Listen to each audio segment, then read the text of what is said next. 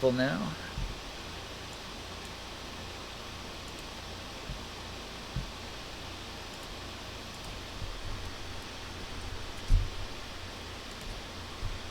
Okay there, Ninja. That last message I posted about looking for an item like that. I'm doing like there's not one specific, but Looking for magic items requires rolls, so we have to do that in the game. Yeah. So I've got notes for those things, but I don't. We haven't done any rolls yet to make sure if you found them, how long it would take, paid for them, stuff like that.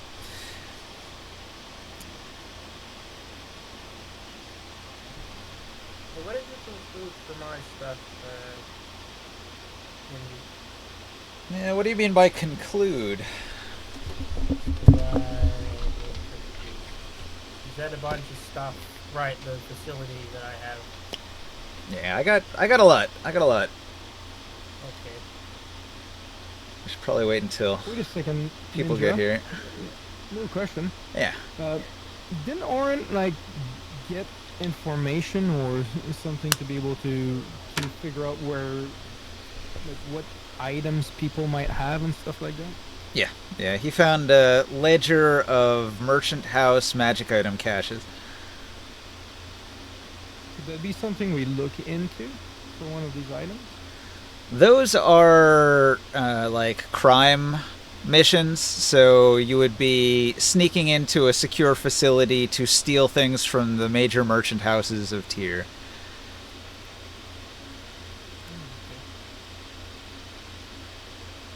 So if you just want to steal magic items, that would be the way to do it. And that's usually done as just like a bunch of sneaking and lock-picking type of roles that Oren would do while sneaking around as part of his downtime. It'd be like a week of doing crime. Okay. Yeah, there's a will.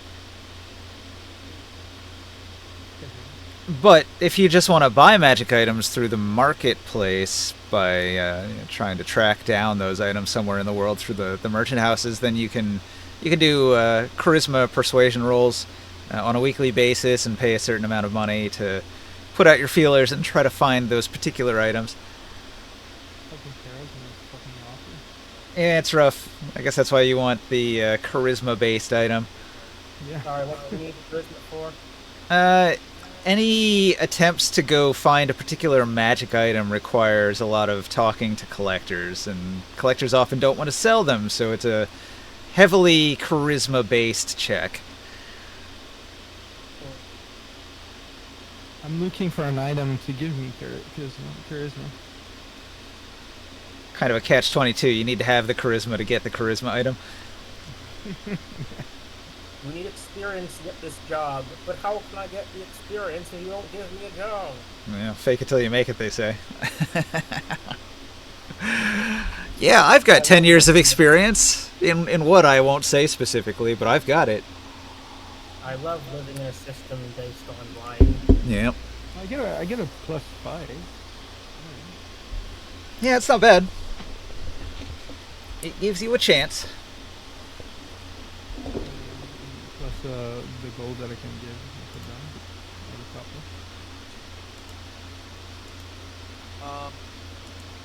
Some things that I wanted to ask. Bubble was computer head a while ago. So you had mentioned to look at the Google Doc. Yeah. And so I think I'm at the right one. It's got all these different Dark Sun item shops. The one that I saw. Nope. Nope, that's not the one. Not the one. You want to go to a different Google sheet. This one here. It's called Dark Sun DM Rules. Oh, okay. Whoa, Will's here. That's crazy. Hey. You snuck up in here. I did. You're here. You snuck up in here. Hey! What are you talking about? What are you talking about? You've been having a good old time, I see on Facebook. You've been partying it up. Allegedly. Oh, hey, it's So if you go to that link, you'll go to the party tab. It's like the 5th tab in, I guess. And the party tab, it starts out with just basic information about the players, but then if you start scrolling down, it's got each player's full detail on all of their downtime stuff, and all of their little sub-quests. I've been trying to put it all together all in this one spot so that it's like right there and we can just go over it. It's like 400 lines long. You only got to worry about the first 100 lines of the party tab. You're probably looking at the rules tab. Yeah, the rules tab, I've just been adding stuff for like 3 years now, so it's pretty long. Anytime there's a rules question, I'll just add a note. So there's all of the homebrew and all of that. It's all on that rules tab.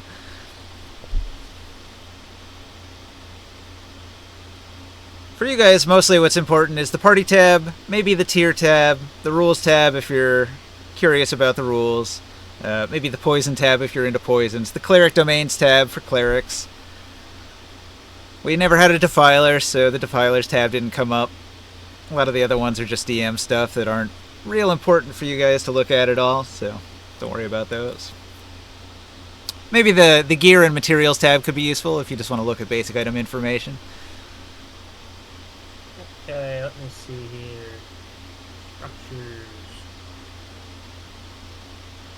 Yeah, I have 3 categories, right? So the first is your sort of buildings and territories that you have some sort of control over.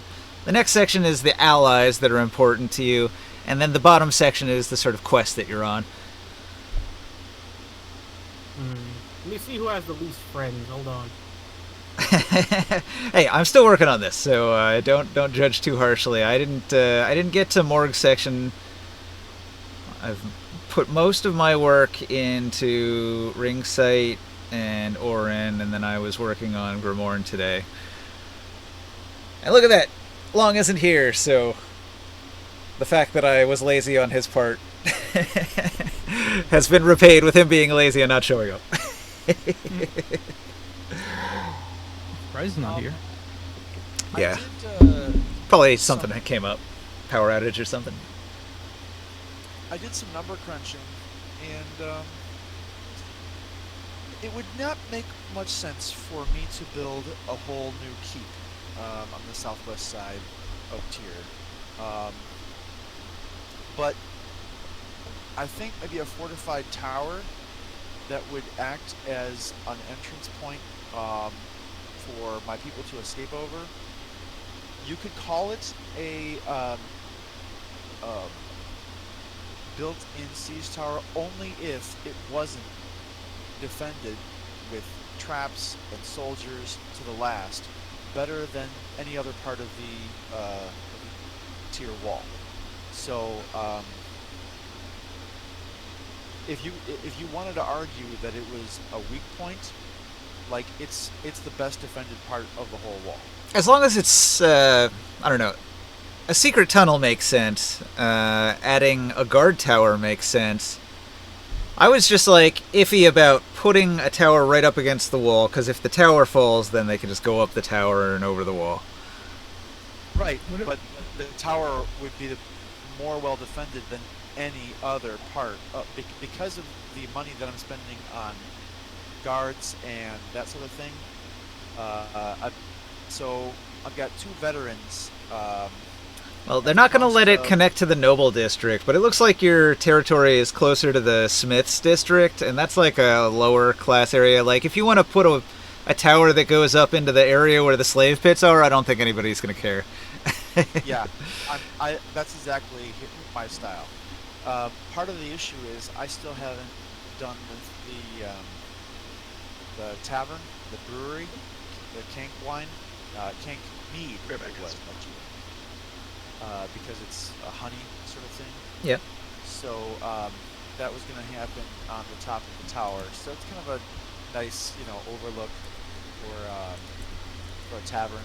They could either come over the wall, from the Smiths District to come to the tavern, or they could come from my workers. But it's a path for me to get my people and my kanks, which I've got a little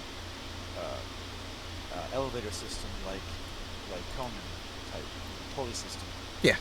Ancient Counterweights? style pulley counterweights, yeah, for me to get kanks out of there if I needed to for some reason. Okay. And so the lion's share of this 1.5k of gold is going towards annual salaries. So this one last thing here. So a veteran counts as a 9th level NPC, the strongest kind of the hirelings available. They cost 40 CP per day. Scale this up to 50 CP for improved kit and training, and we're talking about 2 veterans cost 2 gold per day. Cost paid up front. An assassin costs 1 gold per day already. They represent, so they'll be the highest leadership in my Watcher network.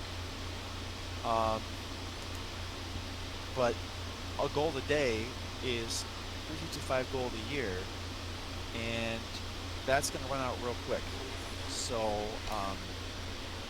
there are a couple of things that I see these Wix warriors. They're elven warriors from Tyr. In the Darkstone item shops, I might want to hire them. And I also thought about hiring, if Orin could get his stomach behind it, the Balakan Shadow, the Shadow of Balak, because he really wasn't necessarily. It sounded like he wasn't necessarily dedicated towards Balak. It was just whoever pays the most. And well, if I pay consistently, and I have a question. yeah.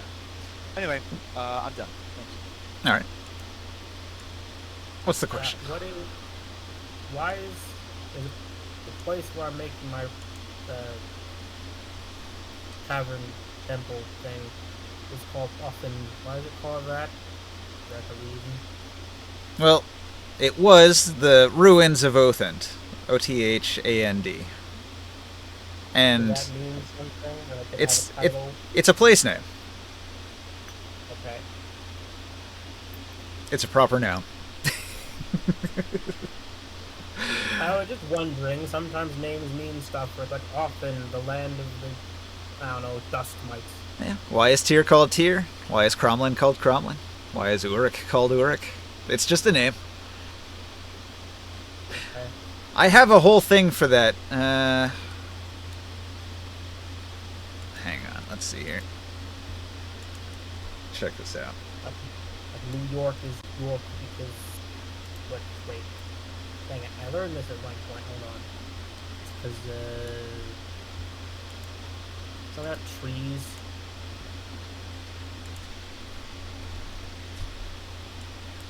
Like a yew tree or something. Again, I know it doesn't matter, and I expected there to not be an answer. I just wanted to know. I put a bunch of work into Othand. What? Because this is going to be a pretty interesting place. So, if everybody wants to take a look at the map that I made, this is Ringsight's new village that he sort of owns. Owned and operated by his people here. Okay. I'm going to spawn a whole bunch of figurines. I'm gonna organize this list of stuff he gave me by order of their like relation to each other, so I can understand the stuff I'm trying to do more concisely.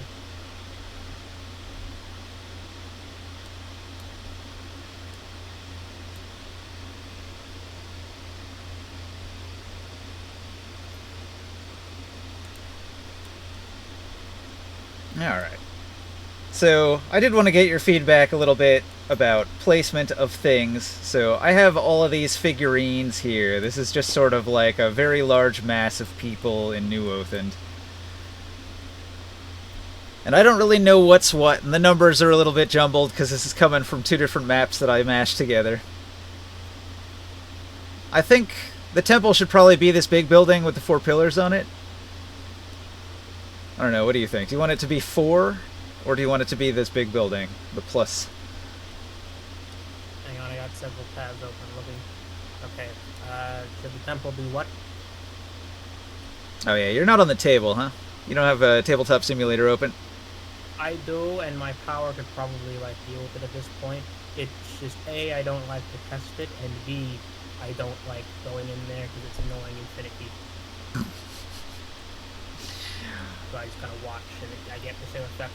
Yeah, hopefully the delay doesn't cause too much trouble. I'll sort of do a bird's eye view of it, though.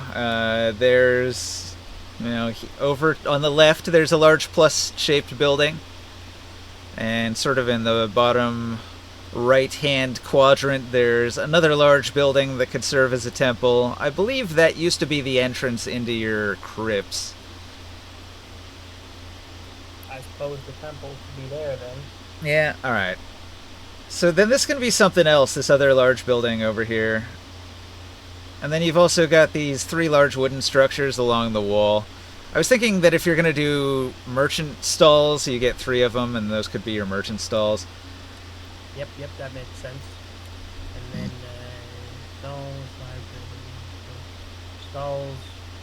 stalls and markets were the things that I decided on besides the,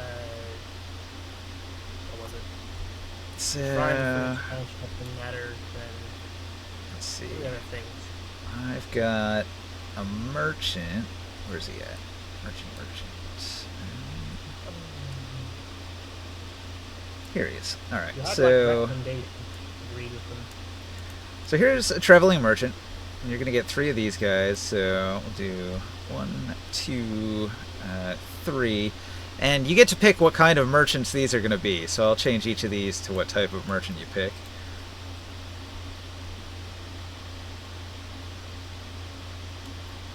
There was religious stuff, food and supplies, and maps. All right.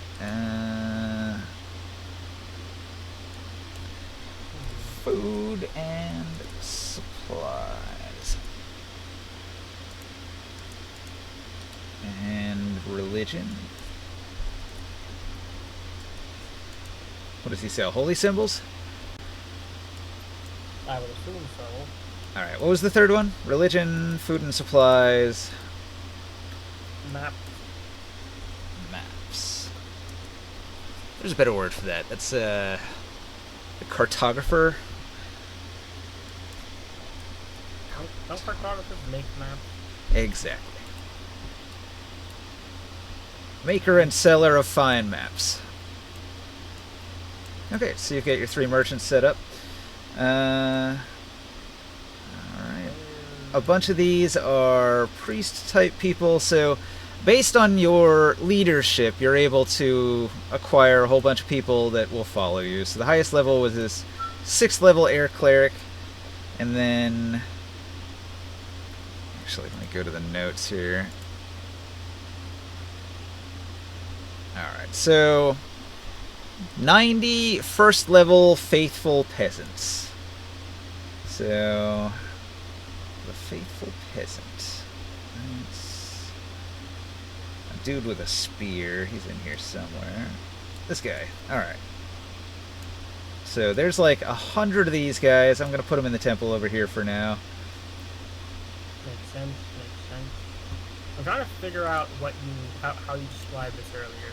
1 in The defensive 100 walls are first level. necessarily through, and the shrine is free, which instead leaves with 4 expansion slots, and the airship dock, which is 2 expansion slots, which means I have 2 left, and then the remaining things were the Yeah, I never added that on here. Hold on. So you wanted the airship dock. yes. So that could be the tower that you mentioned. 2 slots. Okay, so you can have 6. So that's 2, 3, 4, 5, and you had 1 more. What was the other one? A tavern. A tavern. Correct. All right. Tavern. Those are good because you can do all sorts of carousing stuff at a tavern, and they attract a lot of travelers. Well, there's a question. Which one of these buildings is going to be the tavern? Do you want it to hang be on. like the little building 9 over there by the entrance? That might make a nice little tavern. It's not very big though. Yes, that's not a tavern. That's a hole in the wall, literally.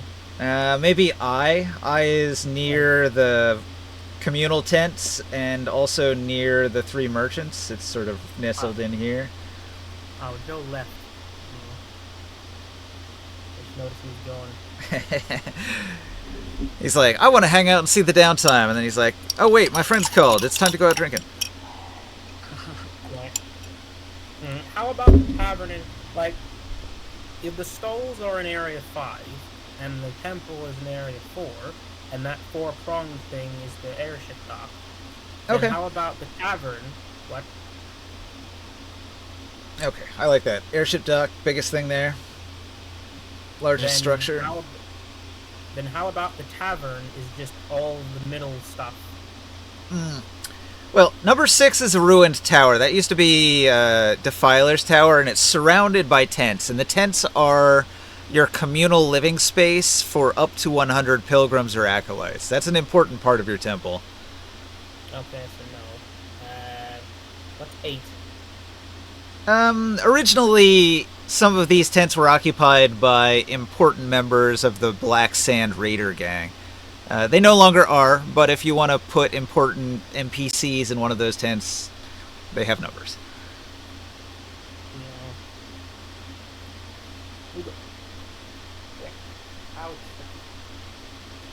So I got some other figurines here. Construction would have been laborious, so we've got a couple half giants and a mechalot for moving a lot of the heavy materials around for building the walls and stuff.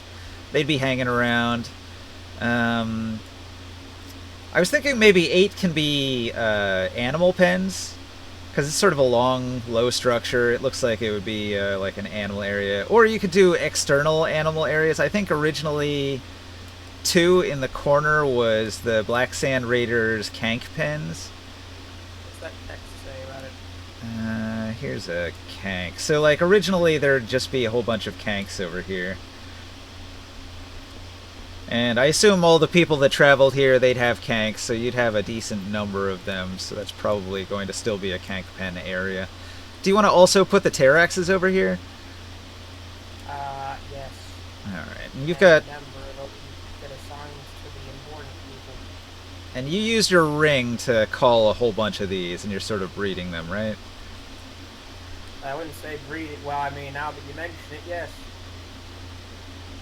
I don't know if we should put the kanks and the Terraxes together. What do Terraxes eat?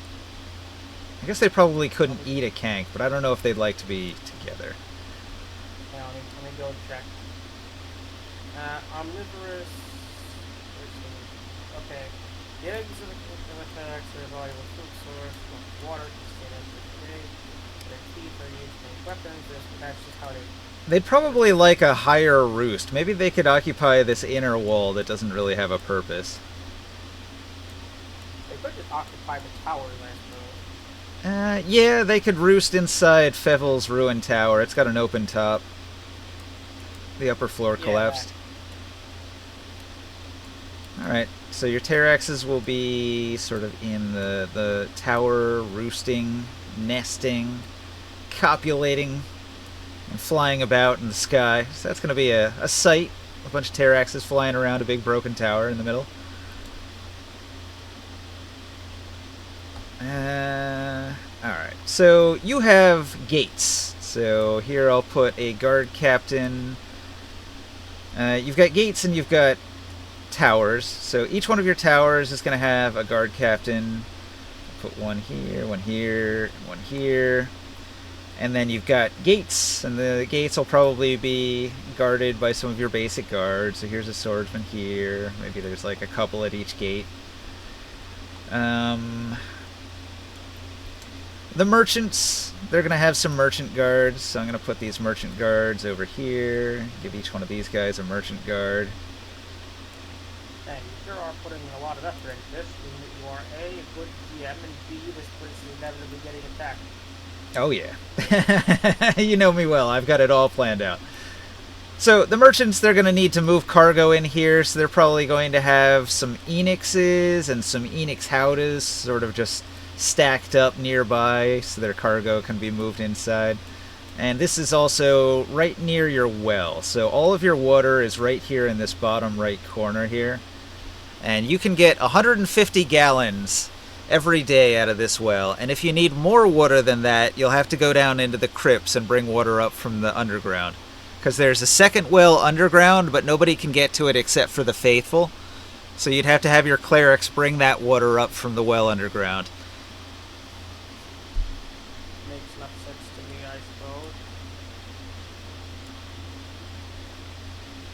suppose. This guy is a Crodlu Knight. I imagine there'd be some Crodlus, maybe part of the merchant caravan. So I'll put this over here by the Enix. So the merchant, he's got his bodyguard, and he's got his Enix, and he's got his Crodlu Knight, and they're sort of just a little group, and they come and they go. And he does his mapping, and he brings his maps and sets them up in his shops here. Let's see, here's a 4th level Wise Man. He's one of your higher level dudes. Here's a 5th level Adventurer. Here's a 6th level Air Cleric. So when you're not here, the 6th level Air Cleric is your main guy. He does all of the church duties. He runs the temple when you're not available.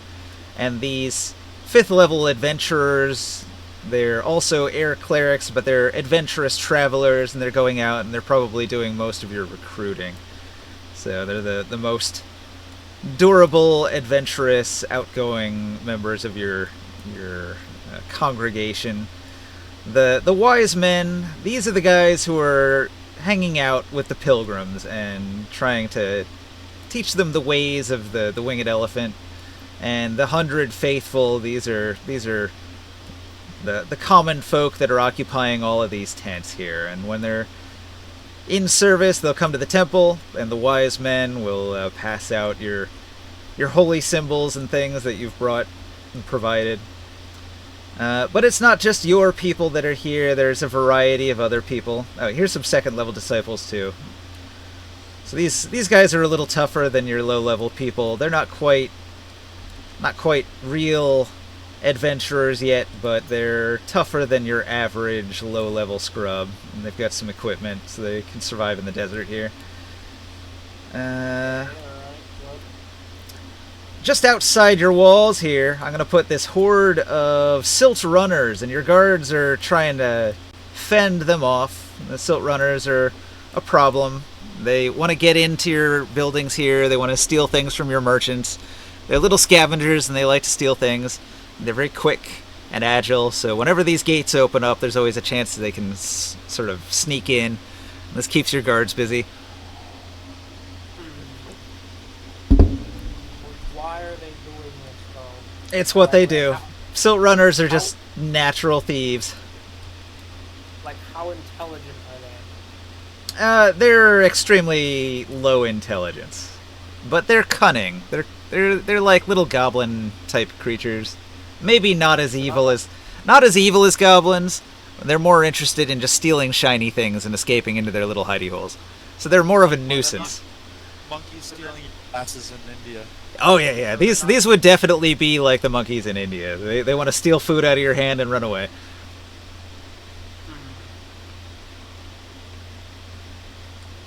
Well, I don't know what to do about that. Yeah, that's just sort of a environmental hazard. Your closest town and trading partner are the Silver Hand Elves from Silver Springs. No. So I've got 4 Silver Springs elves that have visited your town. They're probably going to be at your tavern. Is it possible we could have a different nearest trading partner? Nope. But hey, they have lots of silver, and they're going to be like your best customers at your tavern, so don't knock it until you try it. But what you do have aside from that, which is more of a problem, is you've got the Sand Striker elves. I'm going to put them outside your walls to the north here. Are alright, you know what? Even though you said they were worse, I'll leave you like, oh, something that isn't the previous elves. Thank goodness. Okay, so the Sand Strikers are a bandit tribe that live in the desert, and they are trying to steal from your merchants. Your merchants come and go to get their merchandise here, and they are constantly accosted by this gang. There's about 11 of them. There's 10 Sand Strikers. They're all Ranger Gloomstalkers, and they're led by a master named Vornak the Swift.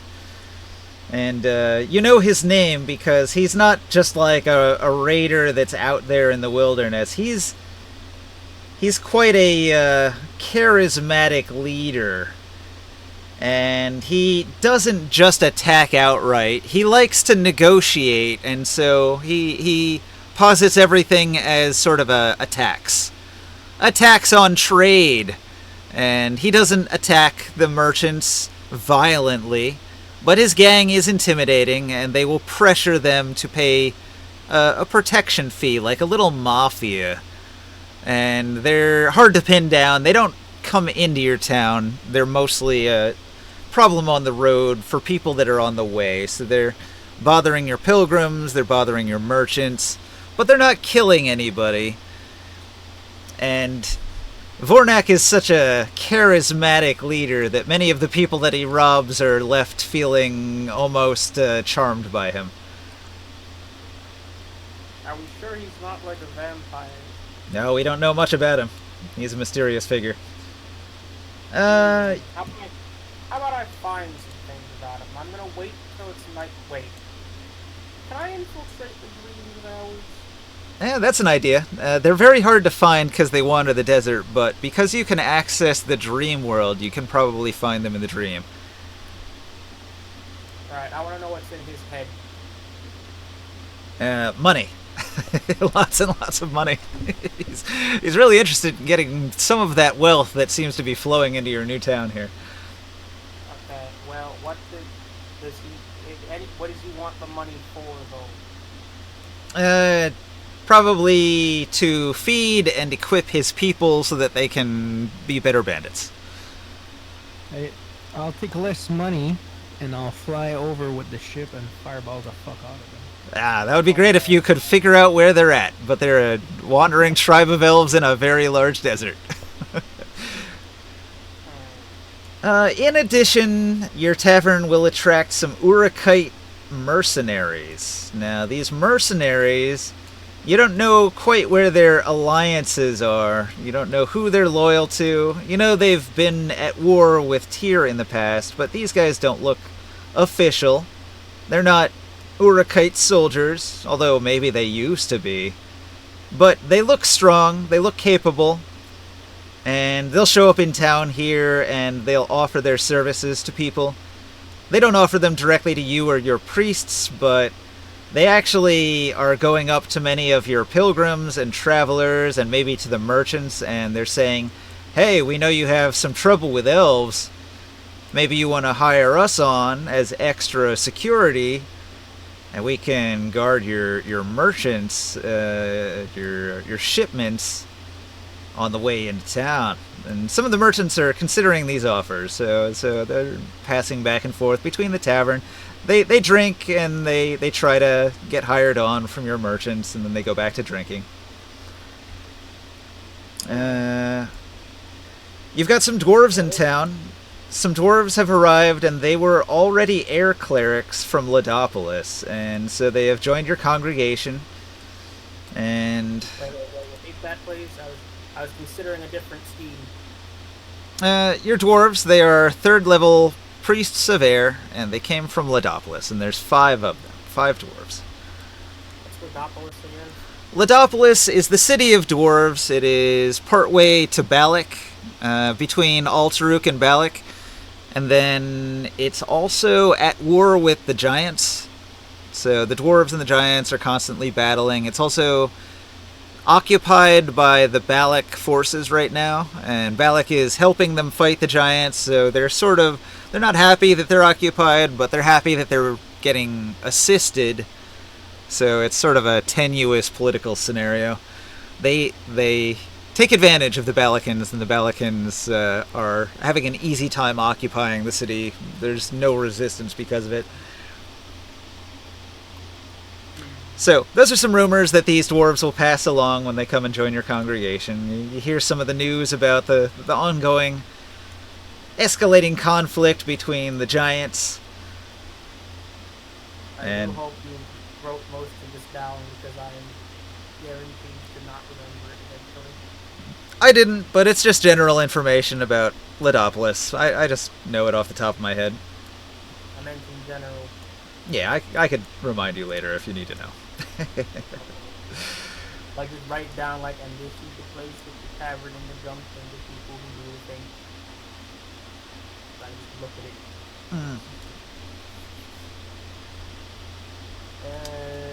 Like, what was I doing? So there's also some other dwarves here. These are sailor dwarves. They're not sailors on a boat. They're sailors that travel on these sort of sail-powered wheeled vehicles that go across the desert at a pretty good speed.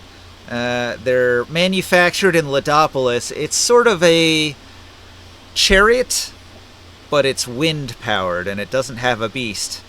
So it's just at the... Like a sailboat on wheels. Yeah. If there's no wind, they're sort of out of luck. So these sailor dwarves are... They're only able to travel when there's a good, strong, windy day. But they bring some of these interesting wind-powered vehicles here, and they're showing them off. Maybe they put on a little car show. Some of your dwarven priests are very impressed. They enjoy the engineering. Your regular pilgrims maybe not so impressed. Some people will even snicker that, what do you do if there's no wind? And the dwarves just say, we make camp and drink. Sounds like a fancy term for eating fish. What else? Crime. Your pilgrims. How is there crime already? Your pilgrims. There are many pilgrims and travelers and merchants, and some are children. Some are unattended children. You acquire a number of orphan street urchins, and crime goes up, and some of your pilgrims are complaining that their pockets have been picked, but they haven't caught anyone yet. Okay, I have an easy solution to this problem. Solution. Gather the children and say I am very disappointed in you. And also very impressed. Disappointed and impressed? Yes. You have talent that you are wasting stealing from your fellow citizens when you could be, making things. You're capable of so much more. Well, not all the kids are bad kids, and it's hard to pin down which ones are the thieves since they haven't been caught. Oh. But you can admonish all the children and say, don't steal and whatnot, to put your talents to better use. That's fine. I'm sure your priests would be doing the same. They'd be, proselytizing to the children, saying, you shouldn't steal, you should worship the winged elephant. I'm not telling them that. I'm saying there's a better way. There are ways to use those powers that will make everyone like you as well, though. You know who you are. So they're pretty evasive, hard to pin down, but it's sort of a background thing that there's a minor amount of crime going on. I put it in the notes as pickpockets, a complication. This is actually a callback to a thing that happened a very long time ago. You see, previously Othend was occupied by the Black Sand Raiders, and one of the Black Sand Raider leaders, Atasha, the thief, managed to escape. And she gained a couple levels, and she's now a mastermind rogue, and she is the leader of this little gang of pickpockets. So, What? so she's getting a little bit of revenge against the heroes of Tyr by sending her little gang of pickpockets in to steal from your congregation of winged elephant priests. It's so petty. Here I was feeling bad that I wanted to face this one down. I was correct.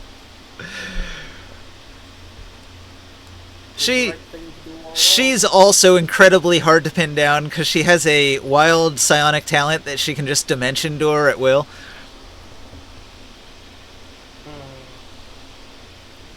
So nobody's been able to catch Atasha. She's like a ghost. She appears and mocks people. She mocks your guards and vanishes.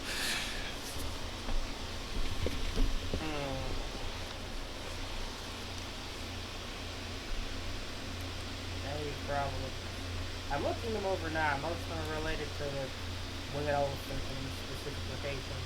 And the other, what is it, 6? Individual thing. No, hang on. This is about the Silver Springs elves. So they're also related to all that. So grab them as well. I have the Silver Springs elves listed as allied contacts. They're not aggressive, they're not hostile, they're willing to trade, but their prices are high. But also they have money, so they can spend their money here. And so they're a good trade partner and the closest one you got. I'm trying to separate everything into like groups so I can better like understand what my focus is. But the groups basically take care of themselves. The groups are this place and everything surrounding it. Tinkering with the Dreamstone. The Psionic Order, who also has my dragon. And then the tribe I'm part of, and the Nazi tribe. Which is go talk to some tribes. Your juvenile air drake is finished training, but he's still at the Dragon Crown Mountains at the headquarters of the Order. So if you travel there, you can collect him, and then you can use it as your mount instead of your Terax. Yeah, no, the Terax finally gets to retire. He's served well, but I can't send him into battle when the single breath of Dragon Doom instantly kills him and then I fall to my death, but then I don't because I can already fly. Yeah, well now you can ride around on a large dragon, and it's got 200 hit points, so you don't have to worry about it dying anytime soon. So yeah, he gets to stay here. I just gotta put him in charge, I suppose. In charge of the birds. Do I have that? Hang on. Saved objects. There. Drake. We're still level 17, right? 18. Okay, we didn't level up, I was wrong. Right, I can alter dimensions now. So it's 1 point. Well, that's right, I should probably do something with that.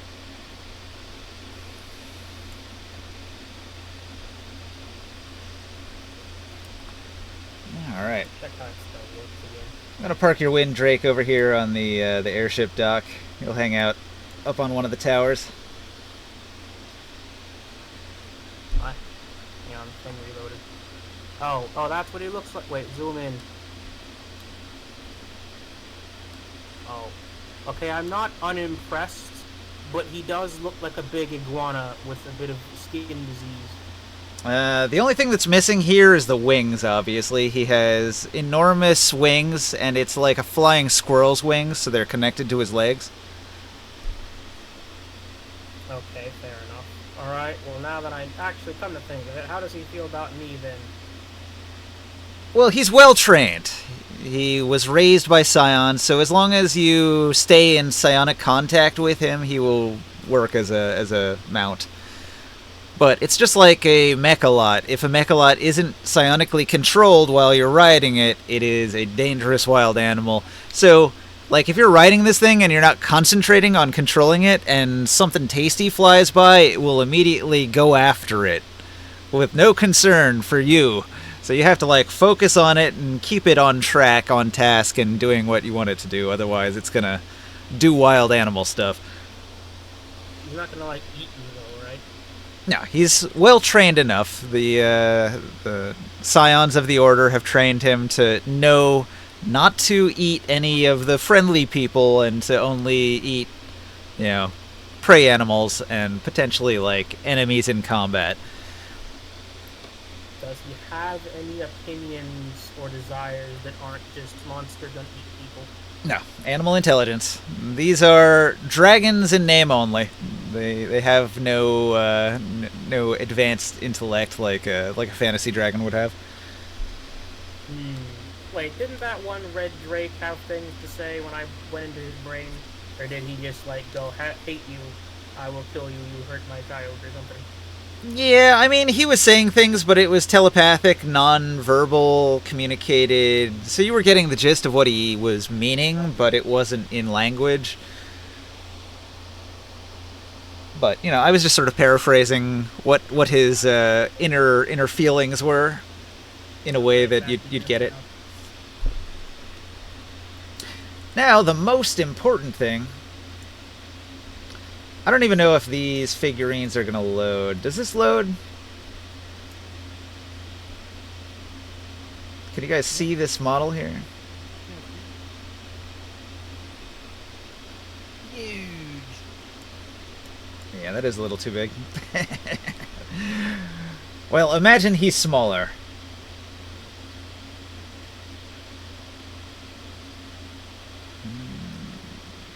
Where's my tool? Volume scale. Here we go.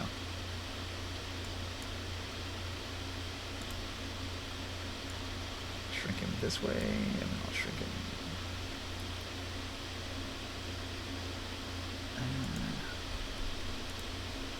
Just make it even. There we go.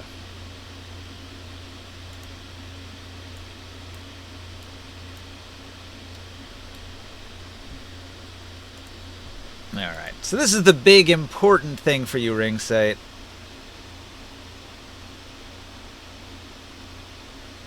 Let me find my notes here.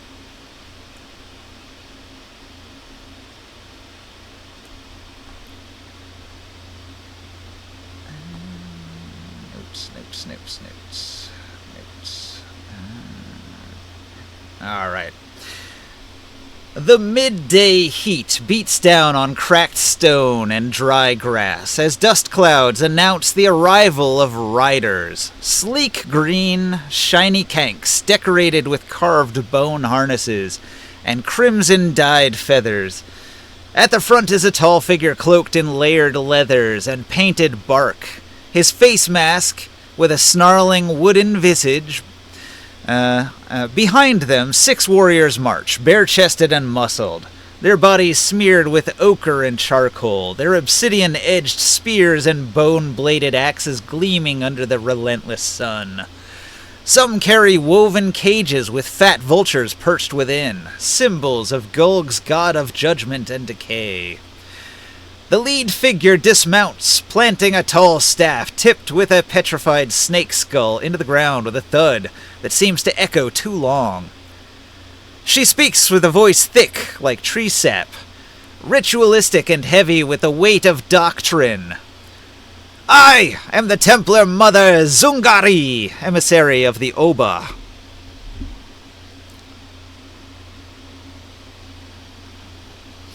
Ringsight. You are the leader. You better come out and meet this emissary from Gulg. That's pretty crazy. Ringsight. Hello? If he's not there, can somebody else talk to the Oba's emissary? It's kind of important that he do this. This is his base. Let me handle it. You guys can be there, you can chime in, but it should really be him as the main leader of his base talking to the potential dangerous faction here. Gulg is pretty close to his castle, and if Gulg doesn't like him, that could cause a lot of trouble for him. Yeah, how close? I must have missed this.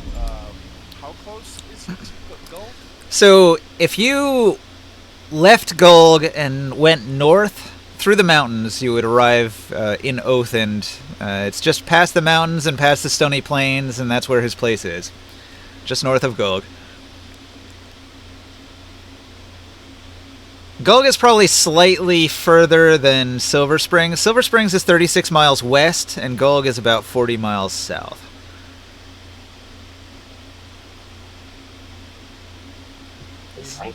So traveling on ground, it would probably, I don't know, take a couple days for the Gulg forces to get here. Wait, what's going on with Gold Forces? Hey, it's along. My family is visiting from California and Canada, so Ah. a little bit outside. What's going on? Well, Ringsight has rebuilt the ruins of Othend, where you guys defeated the Black Sand Raiders. And if you're looking on the stream, you can see it.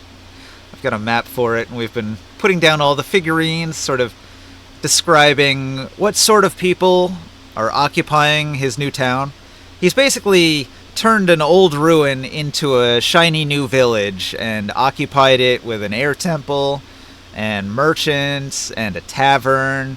So this place has got it going on. It's even got an airship dock, so your airships from Tyr are going to be able to move quickly between there and here, moving cargo. An airship dock. A very expensive airship dock.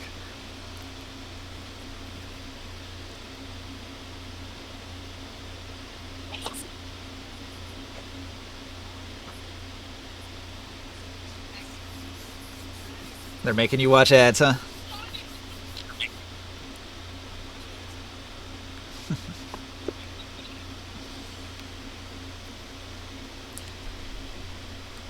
So, if you're looking on the stream, you can see this is the map here. He's got guard towers, he's got a defensive wall with guards, he's got 3 merchant stalls bringing in various goods, he's got his well here.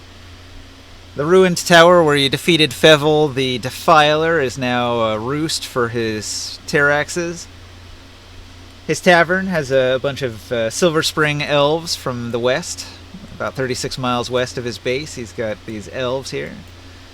And there's some other interesting characters that have shown up to take advantage of the new village. He's got his airship dock here with his Wind Drake parked on it. There's a whole bunch of Kanks in the Kank pens. He's got his north gate here where he's currently negotiating with the Gulgans. He's got some elf raiders that are hassling his travelers on the road out here. And this is still Othend ruins underground, so just below the surface here there's the crypts that are occupied by hundreds and hundreds of undead.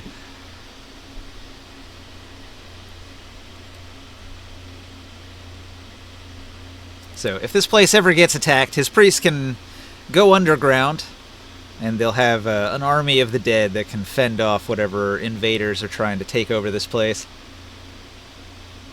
The surface could be defeated and sacked, but at least the faithful would remain safe in the underground, if worse came to worse. Okay.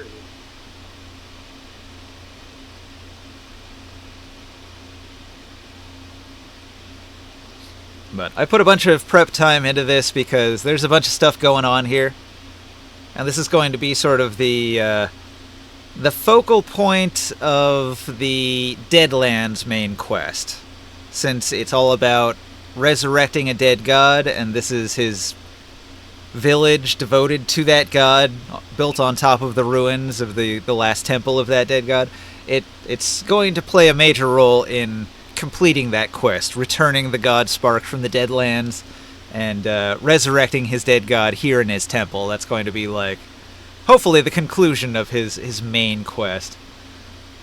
And so I put a little bit of extra effort into fleshing out this village.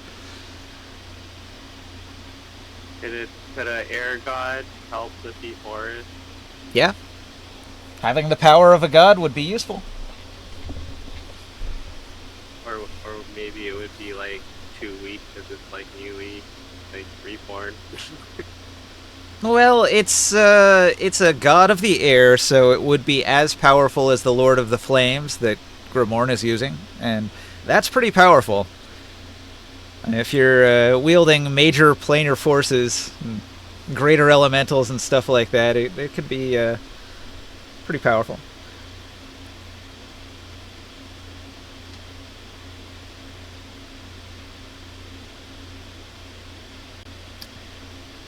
Hey, Taro. Is there actually any kind of like magic?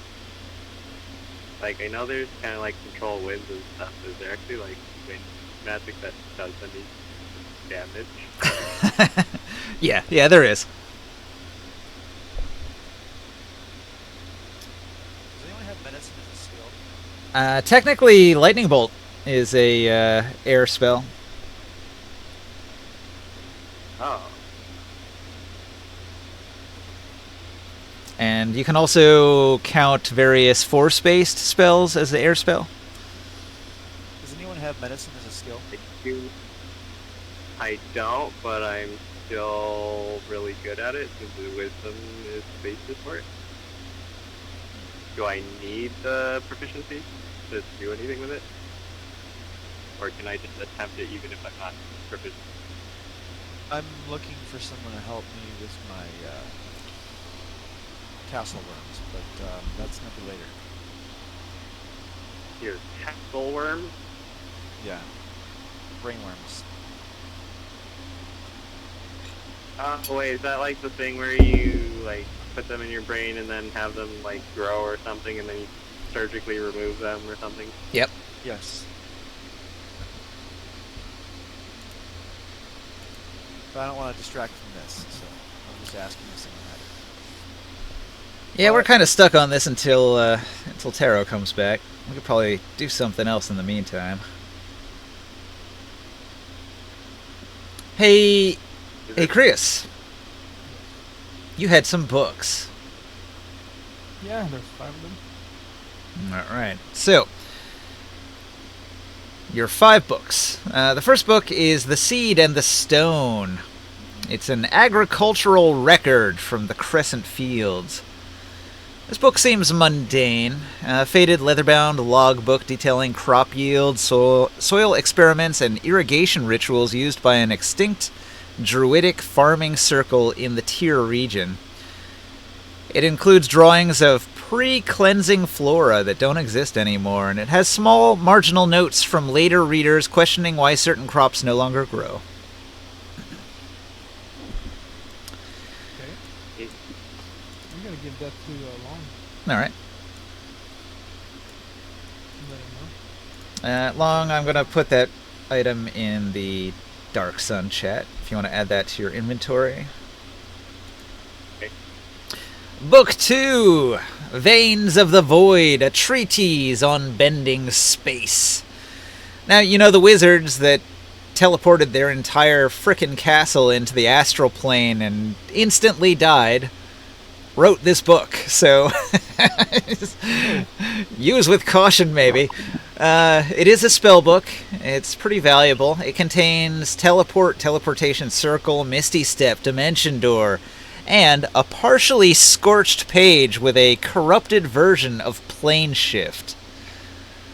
It's wrapped in stitched skin of a long extinct beast. The pages shimmer faintly and twitch when stared at too long.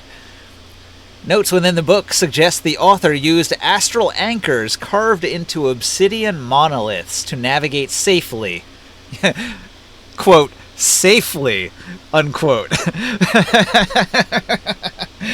He might not have been correct about that part. Still have to do some experimentation. But The, that'll be something more for the Veil of the Lion. Yeah, the Veiled Alliance would probably be interested in this, but you'll want to warn them about the dangers. Yeah, I would. 2,500 CP. Yeah, it is a valuable spellbook. Book 3. I know that Oren wanted to do some teleportation stuff, but is that handled? Ah. Hey, Skywell. Yes. As a wizard, you can copy spells out of a spellbook and add them to your own. Yes, but I'm only a first level wizard. Yeah. Well, no, didn't you take a second level in Wizard when you hit level 18? No, I took a second level, another level in Rogue. I put that wrong in my notes then. Yeah, I think the lowest level thing here is a second level Misty Step. So I guess you wouldn't be able to use it.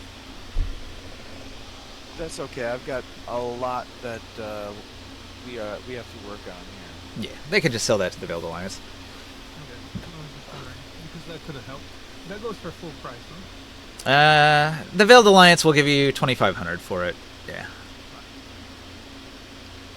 Book 3, titled Ash, Salt, Wind, and Stone: A Journey Among the Primordials. Oh, you're definitely going to perk up at the sound of that. The Primordials. Your Lord of the Flame is one of the Primordials. An elegantly scribed work authored by an exiled Templar turned elementalist who claimed to have reached the inner planes. It includes philosophical musings, dangerous rites, and shocking claims. He claims that the para-element of soot was born in the obsidian storm to the east, where Boris comes from. Yeah, I'm gonna read that one. I'm gonna keep that one in my collection. The book is scorched at the edges and faintly warm to the touch. It's got some use with arcana checks related to elemental magic or planar lore. But whenever you need to make one of those checks, you need to have the book on hand and study it for 4 hours prior to making the check. Put that in the chat as well. Alright. Book 4. Book 4 is not a book. It is a crystalline scroll case sealed with red resin. When you open it up, the scroll itself is made of preserved chitin paper with glyphs that ripple like mirages. It smells faintly of ozone. This is a scroll of teleport. Hey, Will. Yes. It is possible to cast a scroll that is higher level than you are, but it requires an arcana And check. risk. So if you want a scroll of teleport, Grimorn has one here. Otherwise, he could just sell it off to the Veiled Alliance for 10 gold. I think we're going to need to sell that off. There's not going to be a chance for me to really cast that. What is teleport? It's 5th level? DC 15? It would be hard to cast. Yep. Alright, if you want to sell it, you can sell that to the Veiled Alliance. They'll buy it. A lot of the value is in the crystalline scroll case, which looks valuable, but the scroll itself is also worth a decent amount of coin, so 10 gold for that.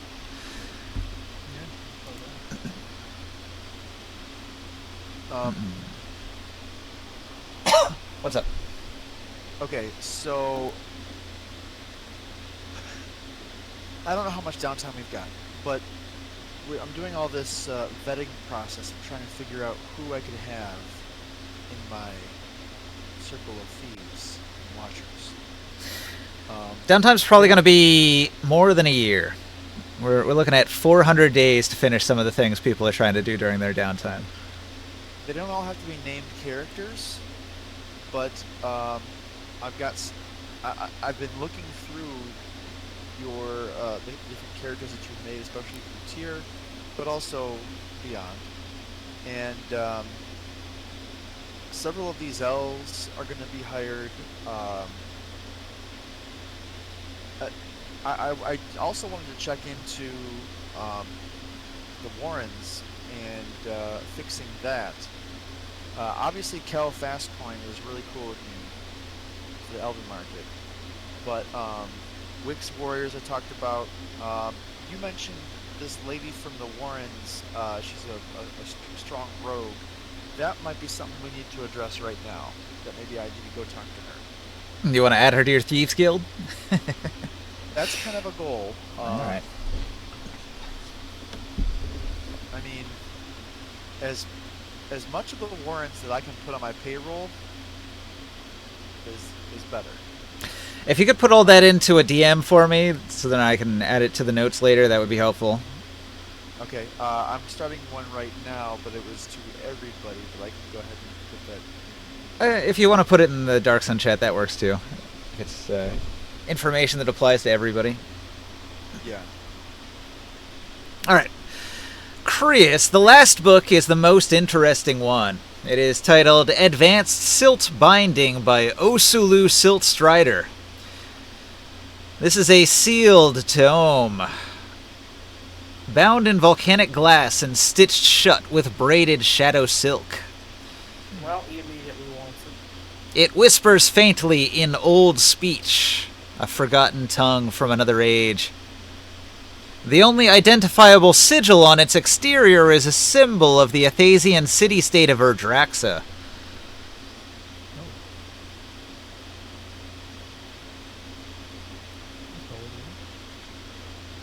I'll ask my sword if it knows this. Like, understands that language. The sword recognizes the old speech. What does it say? It says, Advanced Silt Binding by Osulu Silt Strider. Can I open it? You attempt to open the book. Your hand is blasted with energy. It doesn't do damage, but it makes your whole arm numb for like 5 minutes.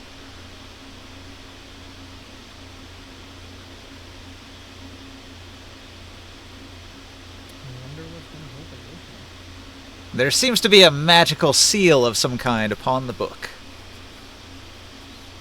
Does that mean he can't use somatic components anymore? For Eh, a while. for 5 minutes. With that hand. If he could do it with his other hand, it might still work. I wonder if I can do dispel magic on it. On that seal. Spell magic. You could try it. Yeah, I'll try dispel magic. I'll do a level 5. Okay. You do a dispel magic on the seal, and you're able to open the book. There is a flash of energy as you open the book. Roll a DC 17 Wisdom saving throw.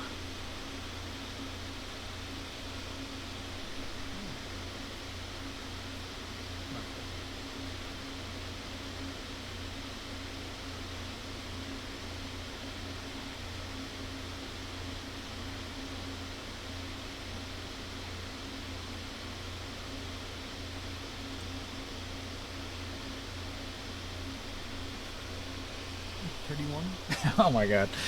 Okay, so you are momentarily afflicted with dream blight, but you realize that it's nonsense and it doesn't work. It's a tricky book, this one. Full of- So had you not succeeded on that save, you would have had Dream Blight, which would have caused each time that you would have a long rest, you would have to roll a Wisdom save, or you'd gain a level of exhaustion from nightmarish visions. Oh god. That's quite the curse. But you resisted the curse, so no big deal. Now you can read the book in full. It is a hefty tome, and it needs to be carefully translated by your sword page by page, so it requires, I don't know, maybe like a month of your downtime for this book alone. It is really, really hard to figure out what is contained within this tome, but when you do figure it out, it's pretty impressive. It contains forbidden rites on merging elemental magic with necromancy, and disturbing entries on something called the Ashen Maw. So, I don't know if you're gonna be interested in this, because it sort of dabbles in the dark side. Necromancy is defiler magic, and combining defiler magic with elementalism is heresy. But what is contained within it might be powerful. I'll put it in the chat. Oh, it's too much. Hang on, let me split it in half. So the first part that you read is the part about combining necromancy and elemental magic. So you can see here it's a spell. undead created with the Animate Dead or Create Undead spell gain Fire Form, Illumination, Water Susceptibility, Heated Attacks, Igniting Grapple, and that's it. So you can make very powerful fire-based undead using the regular undead creating spells, which you have access to, as long as you have this book. So That reminds me of those lightning zombies or whatever the hell we were fighting. So this is an elemental zombie or skeleton. It can be either. As long as you have the bodies, you can create these undead. The other part of it, the Ashen Maw, is a 5th level necromancy spell, which I'll put in the chat now. Releasing the contents of a pouch which is made from a human sacrifice, a living, sentient human sacrifice. You burn them and you collect a pound of their ashes and bone fragments, particularly the teeth. Because this spell is called Ashen Maw for a reason, because it creates a cloud of ashes and teeth as a hybrid ash elemental. A hybrid of necromancy and fire magic, and partially from the element of ash, the elemental plane of ash. So this is a very hybrid spell that takes from multiple things that aren't directly related to your fire god. Another reason this might be considered heresy, because this is sort of dabbling in things outside of your purview. But this thing is kind of nasty. It can do the elemental thing where it just flies into an enemy and latches onto them with this necrotic and fiery attack. And it creates an area where enemies can't breathe. Your elemental undead. Say again? It's like I said, can ring sight make air elemental undeads? No. He can make regular undead using the Animate Dead or Create Undead spell. I'm good, thanks. He's actually a paladin, though. I don't know. Paladins do get spells, but I don't think they get Animate Dead or Create Undead. It's gonna have to be at a higher level. This is the paladin. Level 3. I'm not sure they even get that. Like, most of the paladin spells are like attack spells. Smite type attacks. So, Yeah, you were AFK, so we sort of went and did some other things, but we can loop back around because you were in a very tense diplomatic situation with Gulg. gold, what is that mean? Gulg is 40 miles south of you, through some mountainous terrain. Complication, I don't see gold. Right. The Oba of gold. Yeah, each time you heard us talking about GOG, I was saying that I wanted to burn down the magical tree. So you might have missed a little bit of it. I basically described the arrival of them. You know, it's an extremely hot day, and they arrive in the middle of the afternoon. They're very ornately dressed with bare chests, and they're covered in feather headdresses and body paints, and they have obsidian-edged spears and bone-bladed axes. They're riding kanks. They're carrying cages with vultures inside. The leading figure dismounts, and she has a tall staff tipped with a petrified snake skull. It looks like a magical staff of some kind, and when she taps the ground with it, it creates sort of a resonance, like a tuning fork that everybody hears, and it draws everyone's attention. And she will shout, "I am the Templar Mother Zungari, emissary of the Oba.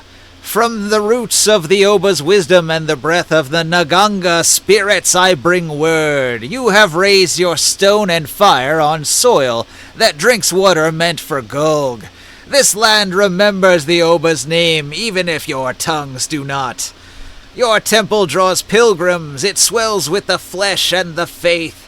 This is known, but the Oba does not permit such gatherings without tribute.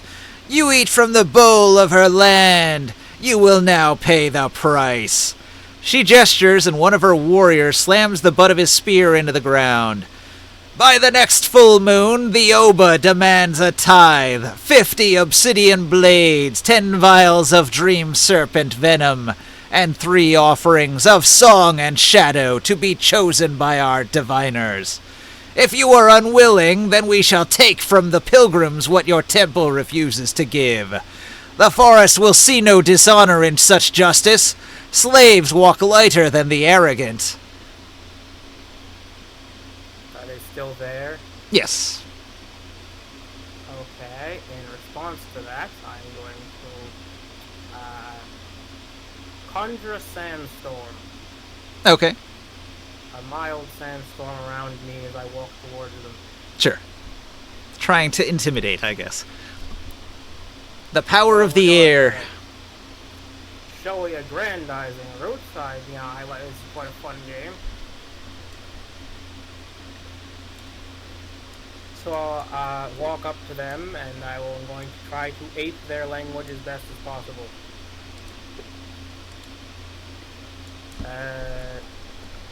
They're speaking common. Greetings, children of soil and fruit. You are more than welcome to accompany your rituals with our own, but I would advise you take caution, for your precious soil is fed by the rain, which is moved by the wind. It is all a part of the same cycle, and you do yourself no favors, currying disrespect from the ones who dictate the power of the air you breathe. For it is for all to breathe, not just us, and I would no sooner take the breath from your lungs as I would rip the obsidian from the ground and give it to your sole possession. The warriors show no fear. They radiate the unshakable calm of zealots who believe death in the Oba's service means elevation to spirithood. Not one of them flinched. Alright, drop sandstorm. Yeah. Love it. The war party chants low as they wait, invoking ancestors and the Oba's spirits in a call and response tongue-clicking rhythm. So they're sort of singing in the background to sort of like mock your intimidation. Zungari is going to speak again. She says, "Do not mistake our patience for weakness. The roots beneath your temple twist with old things, things that have been forgotten. Oba Lalali Pui is not forgotten. She is not forgiving either. 1 month. Pay heed. If you do not pay, that which you hold dear will be taken." Have you got anything else to say before they withdraw? Would you like to come inside and have a sandwich? We have no interest in your sand witches. We will return to Gog. Well, that's annoying. Okay, the Golgans leave. Like dealing with a brick wall. made of bark. Yep. Alright, what random assortment of nonsense did they want? I'll make a note for you. Let's see here. Obsidian sword.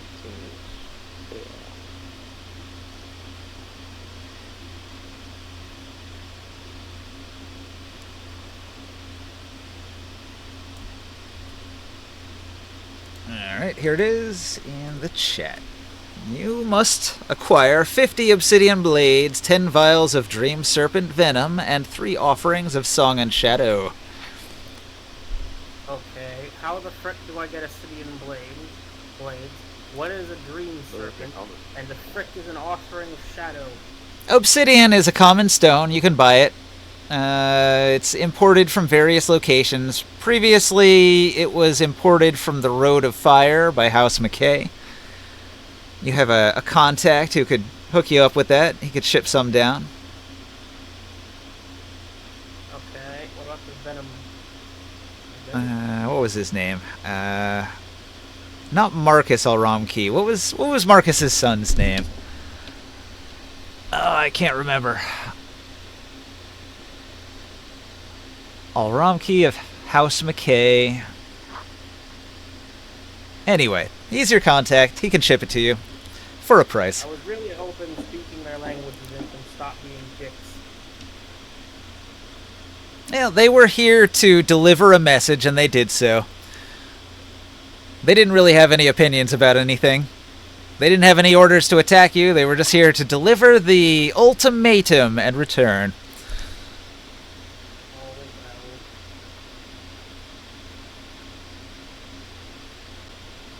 So, you can hunt some dream serpents pretty easily. They'll just be out in the desert. You can import the stone. It's fairly common, not that expensive. The offerings of song and shadow. That's a more curious one. I don't know exactly what that means, and neither do you. So, I'm gonna spending spell actually. That first showed up. he will tell you before he leaves that they'll get in contact with you. Gulgan diviners will come here and tell you what the offerings of song and shadow must be during the month here. Okay, so I don't like what it is. You're not getting it. What would an offering of song and shadow be? I think that's probably a reference to sort of like paying lip service to the rulership of Gulg. So you're in Gulgan territory, and so you will need to offer song praising the Oba of Gulg to show that you respect her while living in her territory. If you don't respect the Oba of Gulg, she'll declare war on you and attack your city. So offering songs is probably just like put on a little show that you're going to respect that she calls herself a god. And then song and shadow. So let's see, what would shadow imply? She might ask that you send an envoy. Your shadow would be like your second in command, somebody who can speak for you, that can go to Gulg, so that if they need to communicate with you further demands, then they could send this shadow of yours to carry the message. Then that's what it is. Alright. I'm just brainstorming, because it wasn't specific. Oh, how'd you get it then? Generated AI. Well done. Thanks, ChatGPT. Okay.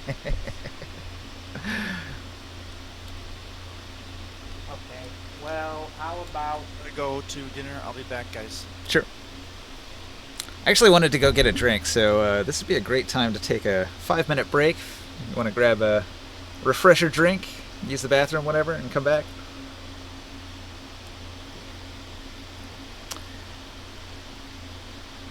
What time is it? 10:40? Yeah, I'm running out of material here. I'm going to have to slow it down a bit.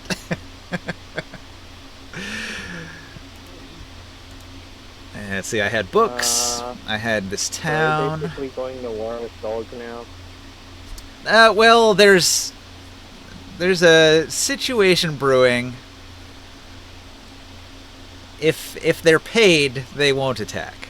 It's actually far easier just to do what they ask and avoid a war, because they're not asking for much, really. It's more symbolic, a gesture of submission.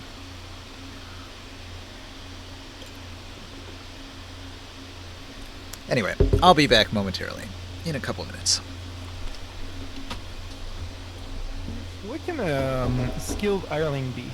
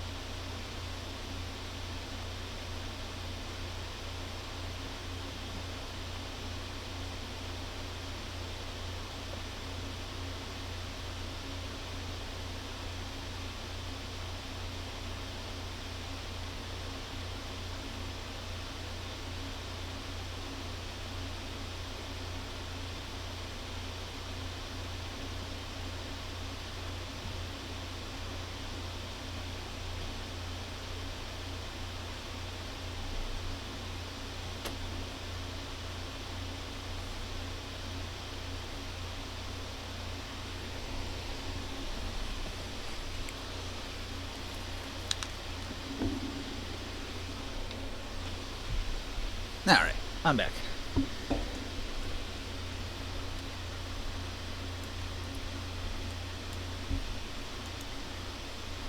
Let's see what else I got in my notes here. Hey Chris. Alright. I don't know if you remember this, but a long time ago, you said, I want to do research during my downtime, and I want to research fire artifacts that exist out in the world. And you sent out your people, and they went, and you rolled a nat 20, I think. You had a 20 on the investigate, so it was a good one, and it said that you found 4 rumors. So, let's see here. Did I put them all on your sheet? Yeah, I did. So, line 49 on the party tab. So, you had a 20, and you found rumors of 4 artifacts. The first one, rumors from Ram of a prolific arsonist in the employ of one of the feuding noble houses. He is said to hold an artifact called the Ember Heart. Artifact 2, a historian recounts a tale of the Tongue of Kern, a dagger forged by one of Kern's last pyromancers in the White Mountains north of Dradge. The third rumor, in the Road of Fire, there's a rumor of a giant fire shaman named Jarki, or is it Jaraki? Jaraki the Char, a terrible warlord who rules a volcanic lair. He's said to wear a mantle woven from flame-dyed silks and volcanic ash cloth, salvaged from the ruins of a silt-blasted volcano. This Pyrestone mantle is rumored to be a fearsome artifact that allows him to rule over the other giants at the volcano there. And Artifact 4, Sadira has heard of a mad elven sun priest named Myronus, who sought to channel the elemental sun directly into his mind. The furnace crown he made is a circlet of fused obsidian and sunglass etched with runes that shimmer like desert mirages, and it's said that he wanders the deserts attacking caravans at noon on the road south of Silver Springs near New Othend, the village that Ringsight is building.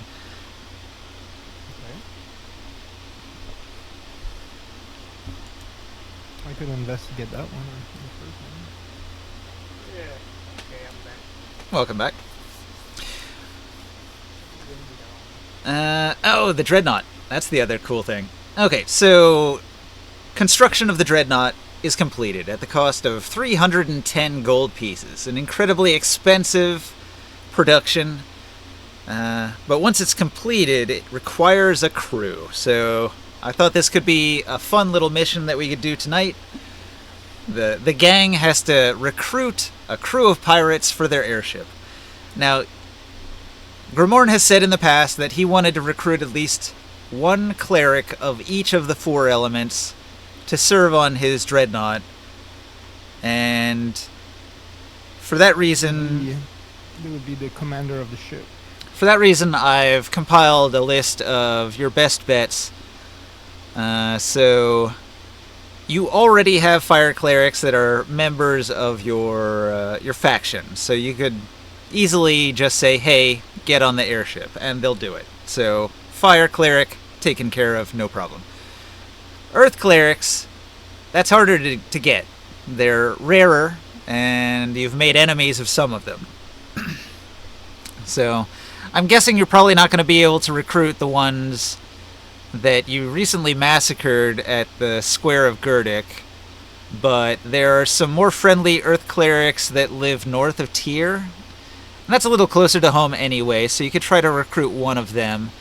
They're at a place called Gungenwald that is in the mountains north of Tyr, so it's a bit of a trip, but if you take the airship, it would probably only take you a day to get up there.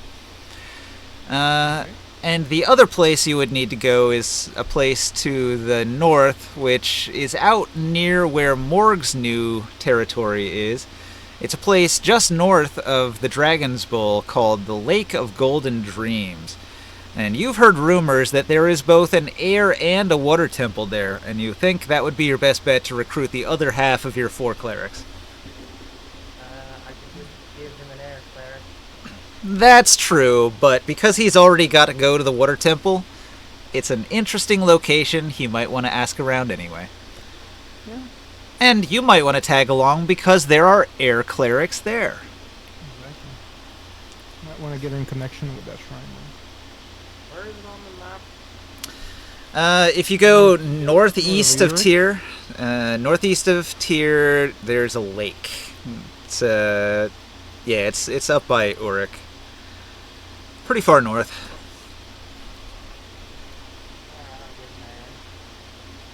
Well, you can fly there. We can leave. We will be leaving Tyr. Try to see if we can find those hurt clerics first, and then head towards the lake. Well, you're probably going to want to bring the Dreadnought, and you need at least 10 crew to even take off. So you can get some basic crew members before we go on to the more interesting crew members.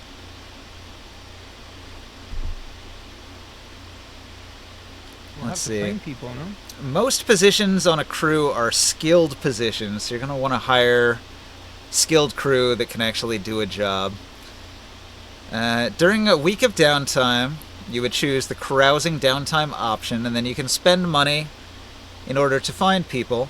If you spend 10 ceramic pieces, you will find unskilled laborers who would be like porters. So these are your basic sailors that are just going to hang out on the ship to move cargo off and on the ship.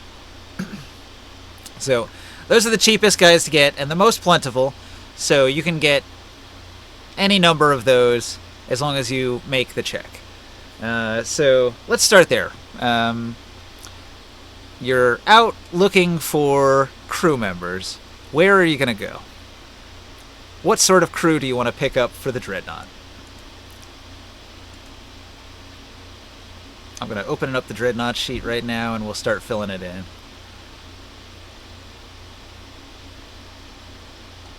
You asked the question again. In Tyr, where will you go in order to recruit basic crew members?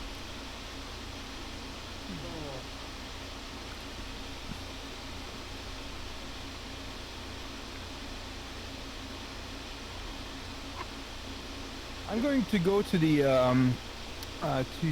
market district because I'm going to be looking for people that are carpenters, people that are able to work metal, for repair, maintenance, and things like that. All right. That's actually getting into the skilled NPC sort of territory, though. So hang on. So you do want carpenters. Let me make the note. Carpenters, and they're going to have carpenters tools +5. All right.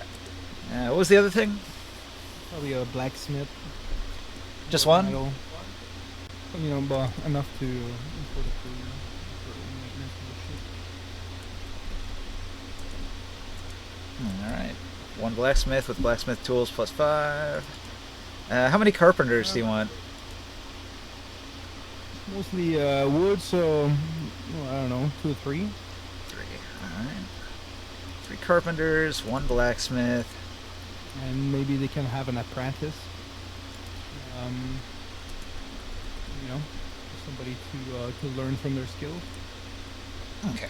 I'll give them like Um, +3 instead of +5. So those are like skilled people. Let's talk about just basic numbers of regular unskilled labor. These are going to be the cheapest guys and the most plentiful, the easiest to get. I just want to know demographics, right? There are a lot of people looking for jobs in the Warrens. They're going to be your poor former slaves. They do need jobs.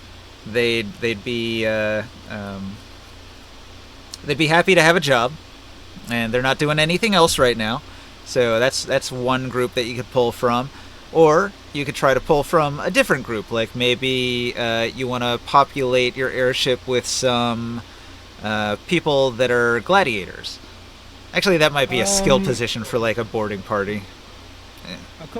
A little bit of gladiators, but you know what I would do? I would also look for standard workers that are working in trades in some of the trade market from some of the trade houses. try to recruit some of them because they already have experience of being on the road and doing that type of work. There is a pool of merchant guards that would be between jobs that you could hire from. Yeah, and give them permanent position. How many of those do you want? Well, I don't know. Like, what is the a normal? And this is more of a battleship too, huh? As well. I think your other ship had 4. 4 in your boarding party. And this ship is bigger, if I'm wrong. It's a tougher ship. It's got more armor. Yeah, it's gonna be kind of the same, about the same amount of people. All right, so 4 merchant guard boarding party. Unskilled. Okay. We do need some warriors, so I'm definitely going to look into the arena for some people that are willing to fight, or even for some soldiers or Templars that wants to be paid maybe a little bit more. All right, so you get a couple mole gladiators from the arena to add them to your boarding party. But I'm going to say these guys are skilled because they've been gladiators. They're probably 3rd level. I didn't give the other guys a level. They're just NPCs. But these guys are actually, like, pretty skilled warriors. We'll have a couple cooks to feed the boat, to feed the people. 2 cooks with... And I'm going to go and ask our friend, I can't remember his name, the psionic that was healing the people. Aroso, I think. A roast of the old, sure. Yeah. I want to see if he knows somebody, a healer, that could join our ship. A psionic that could join our ship to take care of the wounded fighters and the wooden... Well, you're already planning to have 4 clerics, but having a scion would be more of the sorcerer role. Yeah. That's okay. You still, I think you need one. Okay, so you're going to have 1 peasant scion. All right. Also, I'd like to see if Long,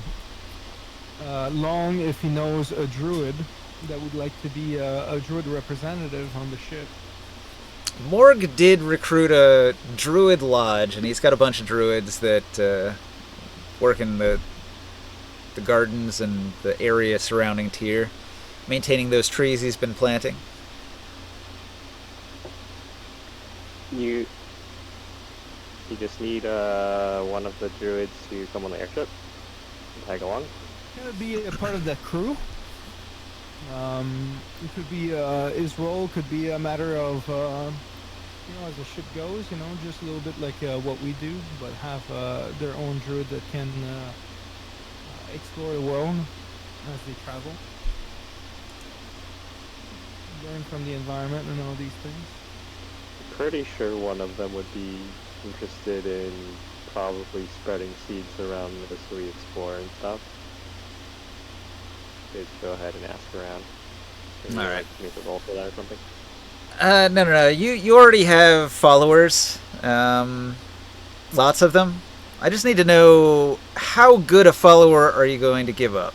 So, what's your charisma modifier? It's a -1. -1. All right, so that's gonna. It's probably gonna make the best one you can do a 5th level. You want to send a 5th level druid? No. He's just hiring crew. You don't need to do anything. Alright, so we'll add 1 5th level druid. You'll have like 3 or 4 more of those as backups.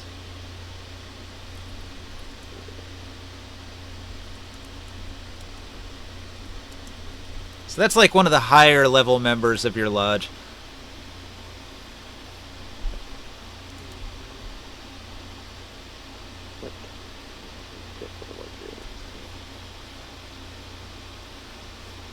Yeah, you could probably tell him what sort of spells to memorize. that'd be useful on an airship. Something wind-based, maybe. Druids have a bunch of good wind spells, right?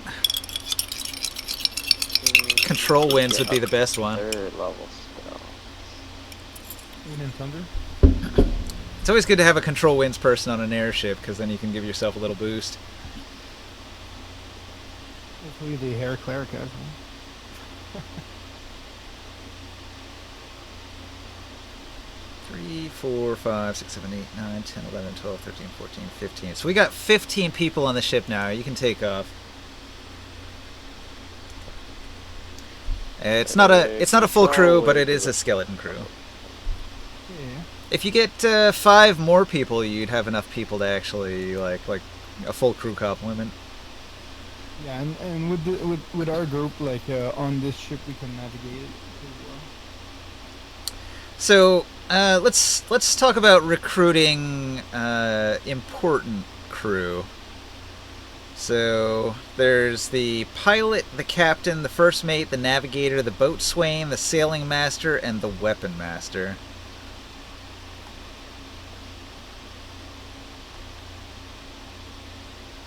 The idea is like the idea of all this was to have the upper the clerics to be in charge, so probably to have the upper ranks of the ship.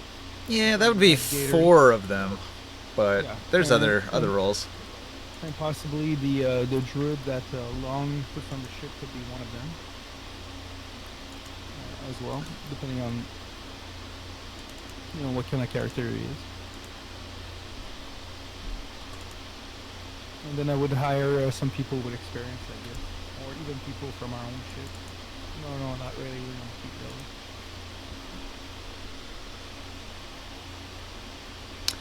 So let's see. Piloting is wisdom pilot skill. It's pretty specific.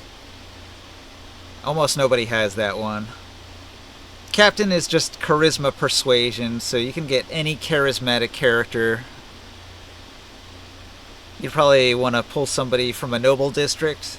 A lot of them have higher charisma. Or maybe a scion from Lady Chessia. You can talk to her about hiring somebody. We'll do that. Although captain is a high-ranking position, so you might want to save that for one of the clerics. Do you have, like maybe one of your high-level fire clerics? Like you were gonna provide one person for the crew that's gonna be one of the elemental people. So your fire cleric person could be the captain with the high charisma. Yeah, I don't really have any characters created for that. But We can just say whichever one has the highest charisma would be the captain one. So I'll make a note, fire cleric, and I believe your highest ranking fire cleric is 6th level. Do you want to put your 6th level person as captain of the dreadnought? yeah, why not? We'll make it like a real battleship. Alright.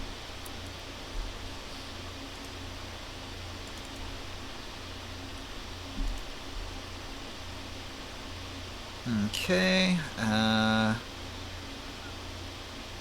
Your Yeah, we pilot. need Your pilot's probably going to be the air cleric. Let's see, what would the earth cleric be good at? weapons.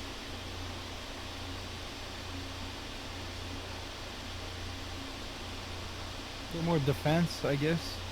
Her cleric. I've got a navigator in mind. You'll find him later. First mate is a charisma intimidation character. You might want to hire a half giant. They're more intimidating. But anybody with high charisma and a good intimidation check would work as a first mate. Boatswain is another persuasion-based one. I think the boatswain is like the leader of your carpenters. So that's usually like a skilled NPC position. What about the water cleric? Yeah, that's who I have in mind for navigator. We'll get to that. Makes sense, doesn't it? Yeah. Water navigation. in the air. A boat's a boat. On our ship, I'm the navigator.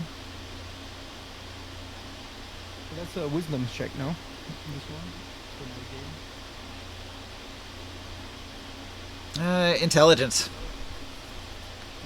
Yeah, it's an intelligence check.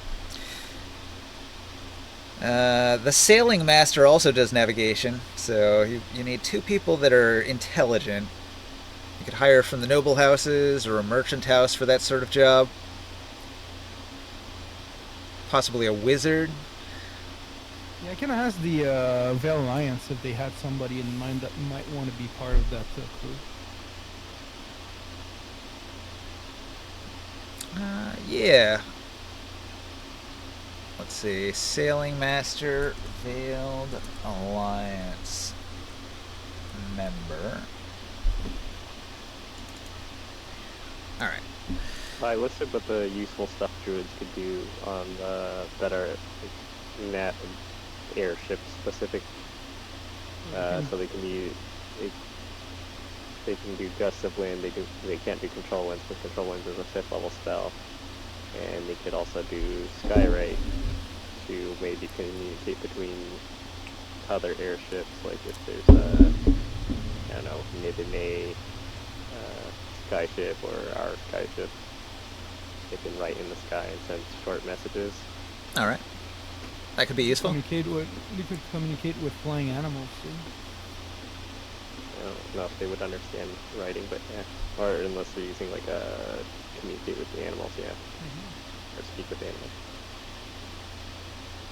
That'd be a good way to actually communicate or to send like a message. Pick up message. I never added any weapons to the Dreadnought. Do you want to buy weapons? Yeah, we're gonna go back for that. We're gonna go back to the town where they were making the good weapons for us, and we're going to have them just like on our ship with like the magical impact effects on them.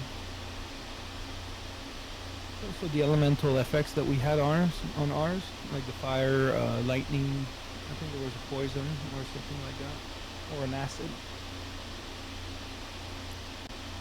It's gonna be expensive. Who's paying? I gotta pay. Let me total this up. So we got 40, 50, 60, 70, 80, 90, 97 plus 0.6 times 4 is 2.4. 99. Alright, so we need 99 gold pieces and 4 silver.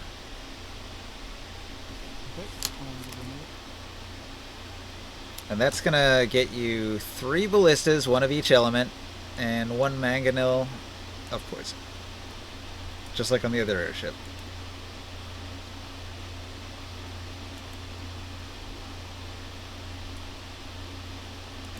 Now, the Dreadnought was built considerably bigger and more designed for war, so it's actually got rigging points for an additional 3 ballistas and another mangonel. So if you want, you can pay another 99 gold pieces and 4 silver and get a full complement of weapons.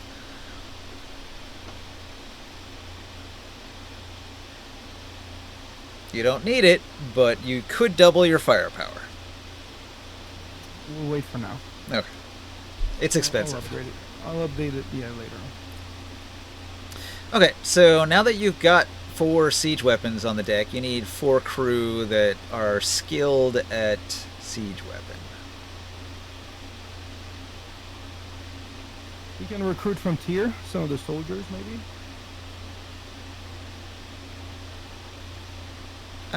Yeah. Some of the, I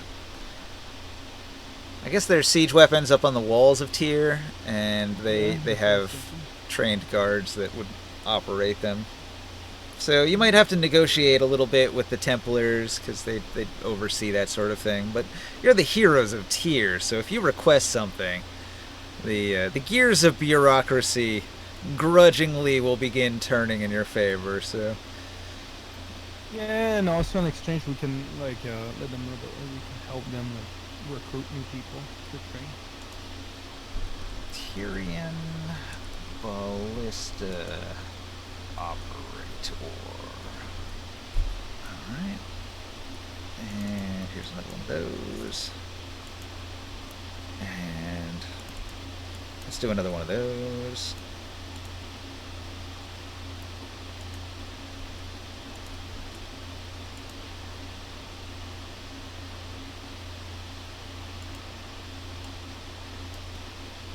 And another one of those. Alright, so you got 4 people operating your siege weapons that are all skilled.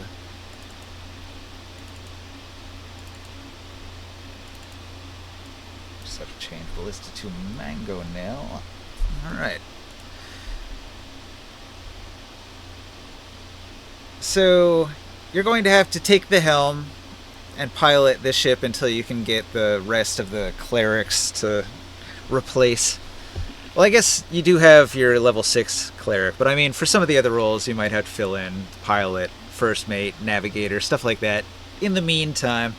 But you've got enough people on the airship that you can get it moving. I think that's exactly 20. That's exactly how many you needed. So we can probably go with that. And move on to the next part.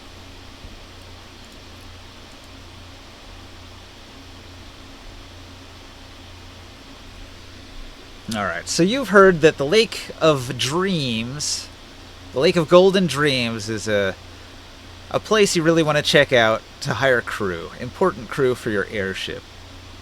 Yep. And this is a little bit of an adventure, so the whole party can tag along. So Go for a ride and try this new ship. everybody boards the brand new dreadnought. You ascend the air dock, and you board this ironclad flying vessel that is brimming with weaponry and a green new crew, fresh recruits. They're a little unsure. They haven't got their sea legs yet. So you have a level 1 crew right now. If you improve the crew with more missions, they can become average sailors, and then a well-trained crew, and eventually a veteran crew, and there are benefits to having a more skilled crew. But for now, they're just learning. And so all these people that you just hired, they're coming on board, and they get paid a monthly salary. So I'll calculate how much money everybody needs to get paid after we hire everyone. Alright, so what sort of positions do you want to take up on the ship, everyone? What position are you? You're charismatic. You could be the boatswain, ringside. Let's see. Boat. Be the boat or what? Boatswain, it's one of the jobs. I don't know. If Joe was here, we could say Taurus is the first mate. He can intimidate people. I think my regular role that I have. Pilot. Alright. You're piloting. Morg, what are you doing on the ship? What's your job? Do you want to be the lookout? Don't we already have the position on the ship, or are we? This is a completely different airship. This is a new airship that was constructed over the long period of downtime. And this is way tougher than the other airship. The other airship is a caravel. This one's a dreadnought that can hold twice as many heavy weapons. I guess if the lookout thing is a wisdom-based thing, then yeah, I can do that one. Yeah, the only other thing would be maybe like a carpenter. That's Light glass thing. all that's left is really carpenters and lookout. I'll be a lookout. And Alright. get a spy glass thingy. Cool. Alright, so the crew gets to work. They're tying down the rigging, unfurling the sails, getting everything shipshape. And before long, you're able to get underway. And you travel, and you're traveling far to the north. It's going to take you more than a day to get there, so you'll have a bit of a skeleton crew working in shifts a little bit. You're able to take a rest as you're traveling, and you're going to arrive at the Lake of Golden Dreams. Now, the Lake of Golden Dreams, as the name implies, is a golden lake. The water has a vivid yellow color to it, and it's boiling. Now, when you arrive here, let me describe the geography a little bit. You are in a valley system where there are tall mountains that surround the lake, and the steep slopes extend high into the sky, and your airship is even higher than that. So you're looking down into these really deep valleys that go down into the lake. The lake is pretty large, and it's a lot of water, so that by itself is going to be impressive. And you've probably never seen a golden lake. Probably doesn't look too good to drink, and it's boiling, so it's probably hot, but everything's hot on Tyr, or on Athos. Does it smell like rotten eggs? Yeah, it's got a bit of a sort of smell to it. There's some volcanism going on, some sulfur in the water. But you're going to notice something first, because you're way up in the air. As you arrive, you're going to see that there's a bunch of something flying around. Now, initially you think birds, but as you get closer, you're going to see these are not birds, but these are in fact elves that are hang gliding. And if you watch them a little bit, you're going to see that these elves, they're sort of flying in formation, and the leader of this hang gliding group leads them towards these updrafts, and it carries them up, and then they sort of begin to circle and fly down around into the valley, and then they catch another updraft and they fly back up. And occasionally some of them seem to land somewhere, but from your vantage point you have no idea where they're landing. It's like an invisible landing pad built into the side of the cliff in a way that's impossible to spot, but you see them disappear into it, so there must be something there that they're going into. So you have found a hidden elven village near the Lake of Golden Dreams, and they've definitely noticed your airship arriving too. Okay. I wonder if that's where maybe some of the shrines are.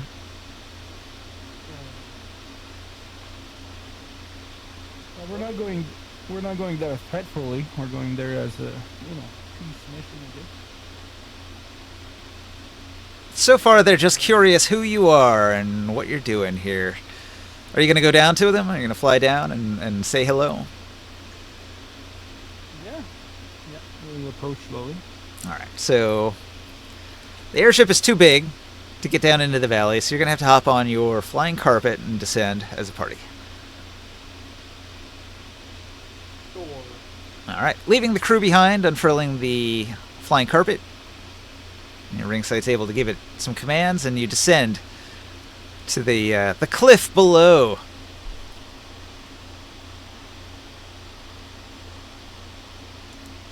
One second, I gotta open up a book. I should have opened this book up earlier.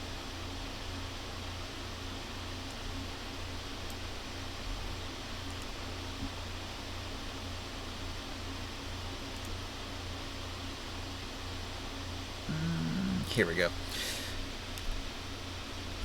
Apotex. Alright, who's going to say hello?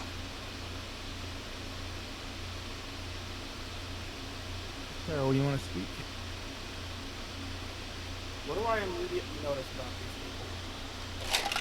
these people? You notice that they're elves. And they have hang gliders. Alright. Eyes on these people, right? reading that we are representatives of the city of Tears. Tears is down up here in the southwest. We come in peace and goodness. What in the hell is that thing in the sky, they say? That is our airship. I'm so glad that you asked. We're looking for a adventurous people, adventurous priests of the water and air, who would like to accompany us in our journeys across the lands to see cool sights in this desertated world. And you mean us no harm? Nope, not definitely. I know that's incredibly difficult to believe, but trust me on this one. To prove goodwill, we should meet and share water. Join us in our hidden village. Our village is called Apotex. We are the Apotexans. Interesting. What do you guys believe in? We worship the air and the sky. Apotex is a shrine of the air. May I introduce you to something? Yeah. You'll have a lot to say to each other. You can spend quite a bit of time discussing the nuances of religion.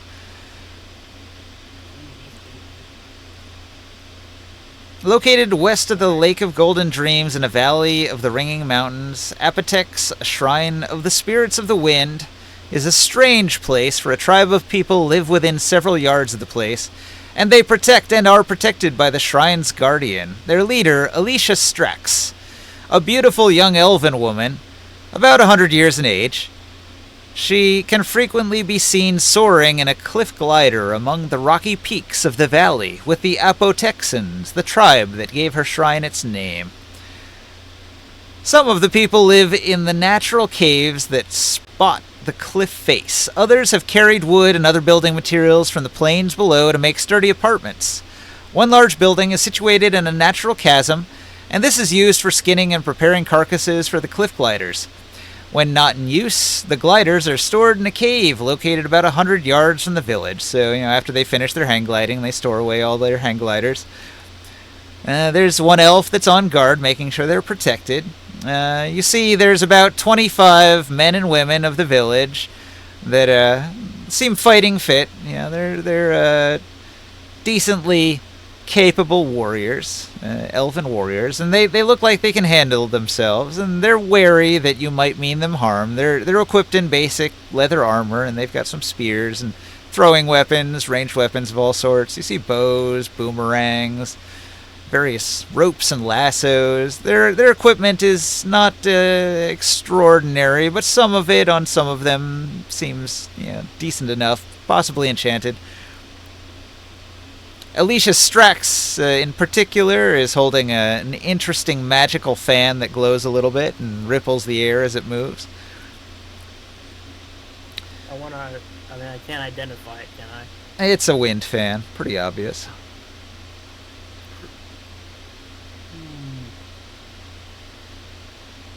The shrine itself is a rocky promontory. Is that a word? Is that how you say it? Promontory? Promontory? Yeah, promontory. Behind Alicius's cave. The villagers often have marriages and rites of passage performed here, and funerals. Their custom is to throw the deceased to the winds as a funeral offering. Boy, that's kind of gross. Wouldn't want to be down there as dead bodies just rain down. What happens when the bodies hit the ground? They all sing the song, "Let the bodies hit the floor, let the bodies hit the floor." That's the thing, like, water, fire, and earth can destroy or cover up the body. I don't know what to do with the corpses when air is involved. There's a picture here. Let's see, if I put the book back on this side. I'll zoom in so that it's real big on the screen. So you are at the Air Shrine Apotex. You can see the caves, the glider storage over here, the various little buildings where they're doing the basic carving of leather and wood. Elicius's cave is the one at the far end here. She's not showing off her private quarters at the moment. Disconnected from server. Uh-oh. Not sure what happened there. Yeah. I don't know.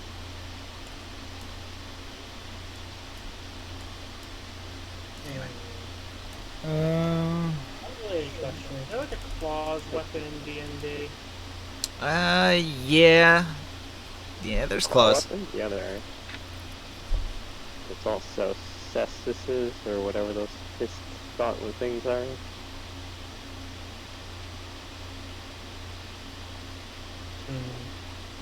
So all in all, there's about 40 villagers here.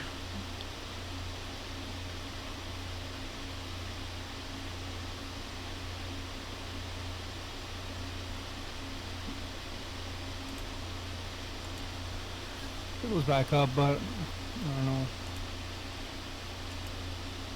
I reloaded from the closest time. I don't know if it's gonna bug the program. Nah, it's fine.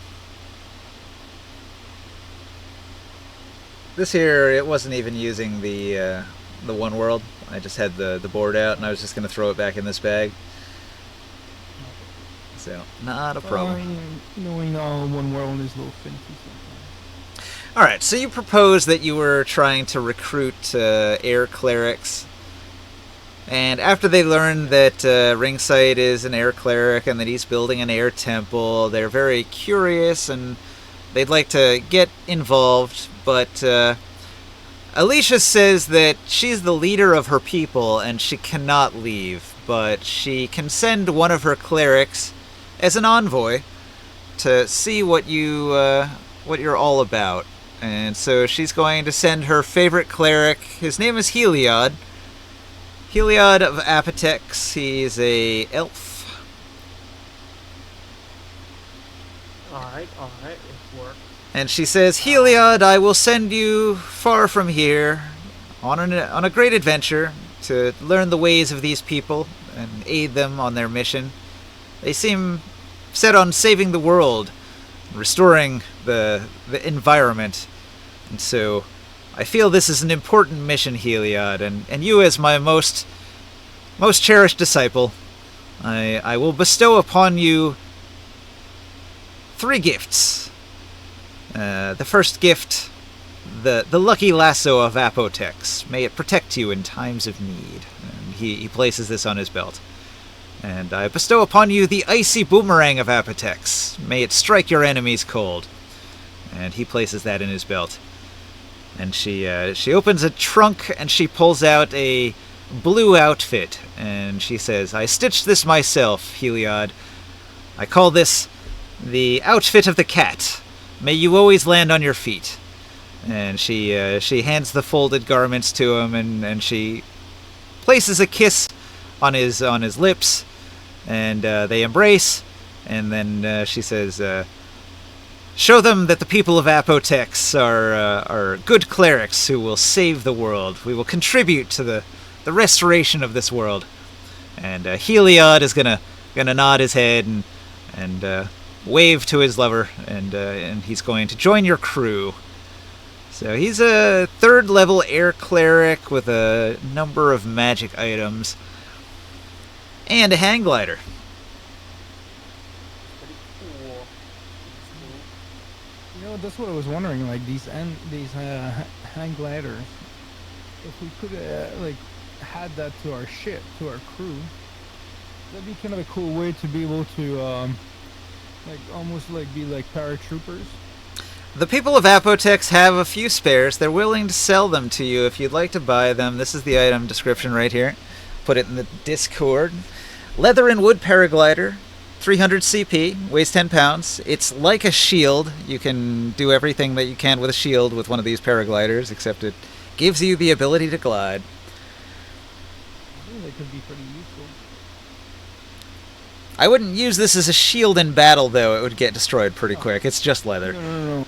But it's like if you have to calm down the ship real quick, or you want to, you're attacking offensively like a fort or something, and you have like a troop of like paragliders or that just like glides down directly from the ship while you're attacking. The village can probably only part with at most 10 of them. I don't know how much you want to spend on hang gliders.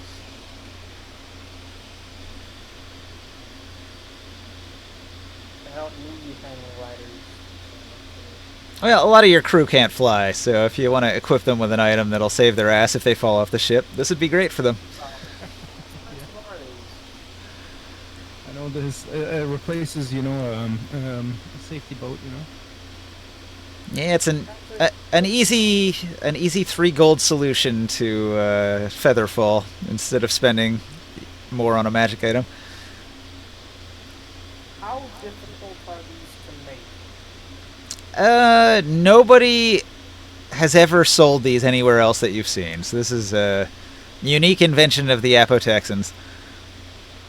Can we bring a few apoplexins along whose job it is to make these? The craftsmen are old and they do not wish to leave the village.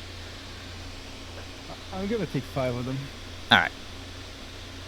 What's that? I will- 15 gold. You get 5 paragliders. I shall take. How much did you say each individual one was? 3 gold each. There's 5 more left. I'm gonna take 100. No. I said the most they can part with is 10. And 5 of them have already been bought. Yeah, Then there's 5 more. 25. Alright, you buy the other 5 for 15 gold? Alright. Should I just make a note on the airship that all 10 of them are on the airship? Yeah, we got 10 of those. Well, maybe we can put an order in, you know, for later on. Yeah, the Apotexans can start crafting more of them right away, but they made enough for them to use and spares in case they broke. They're selling you all of their spares, so they'll make more. It'll take time though. Trade will make the world go round. People, yes. I mean, if people fall off the high thing, it sounds pretty freaking useful. They're going to ask you if you would be willing to deliver a large quantity of materials here. They could use more leather and more wood, and that would enable them to build more paragliders quicker. Currently, they have to descend down out of the mountains and go out and find the materials and then bring them back and then craft the item. It takes 10 times as long. Yeah, we could. I will consider that. Wait, hang on. My people live in like a forested area, right? No. You're in a stony barrens No. north We of would have Gog. to, we would have to buy the wood from. We would have to buy the wood from. We could buy the wood for cheap from Nibelheim. And the leather, maybe Oren could sell us a bunch of leather. He has a farm. Arab. Nah, he could only produce chitin because he's got a he kank does farm. milk.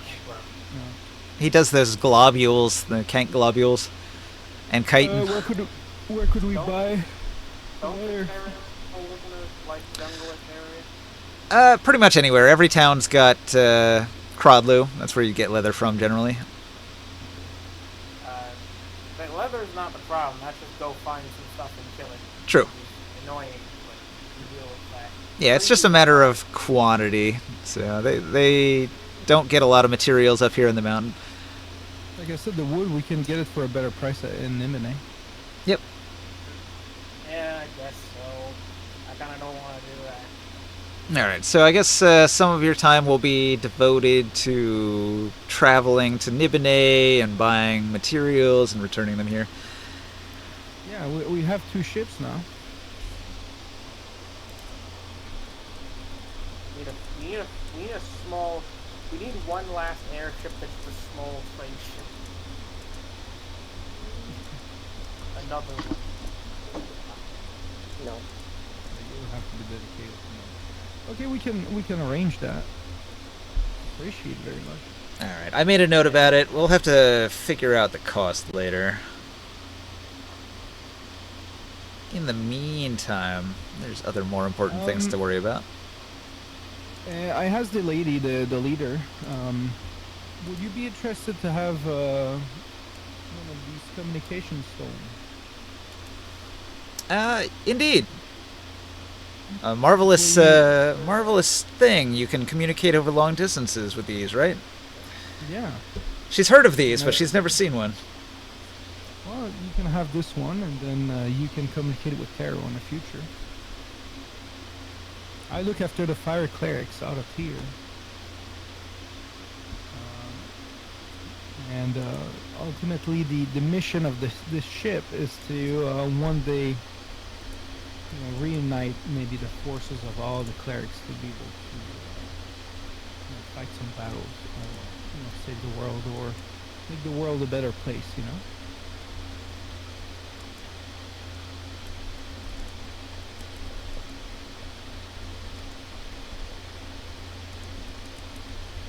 I wonder what the other clerics and the rest of the world think about the sorcerer. No, they don't like him.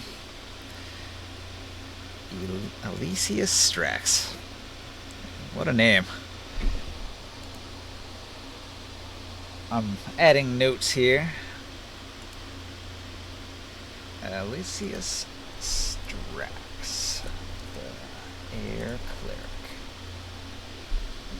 Alright, so now you can get in contact with the Apotexans whenever.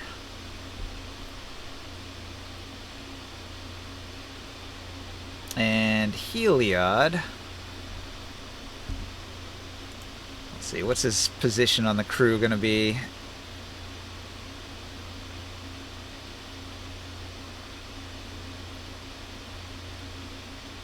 I thought we already didn't we say navigator for the wind cleric? No, not yet. That's going to be the water cleric. Or it could be the pilot, maybe? Boatswain? He can do the charisma persuasion thing. Heliod is a charismatic dude. He's got 15 charisma and a persuasion proficiency. He's better at perception, religion, and nature, though. But, I don't know. Unless he's going to be the lookout. I don't know. We could move him around. He might be a good lookout. He might be a good boatswain.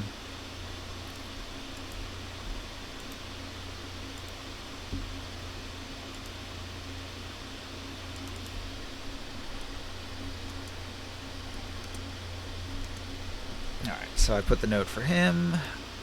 And how much his bonus is. And I should put his hit points and AC in there too. He's got 63 hit points and 14 AC.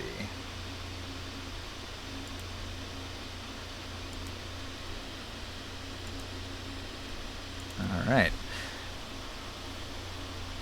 So after you conclude negotiations with the Apotexans, you look around the lake, and you notice that when the sun is just right, you can kind of see below the surface of the lake.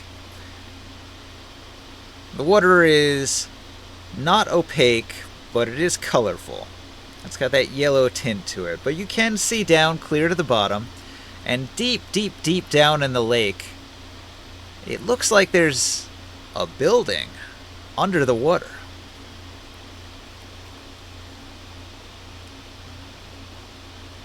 That looks like the other place we're looking for.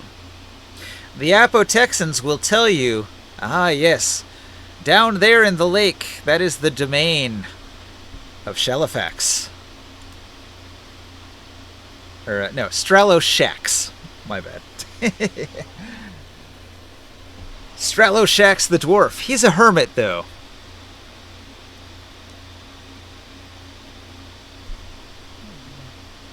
They know of him, but he doesn't visit the village.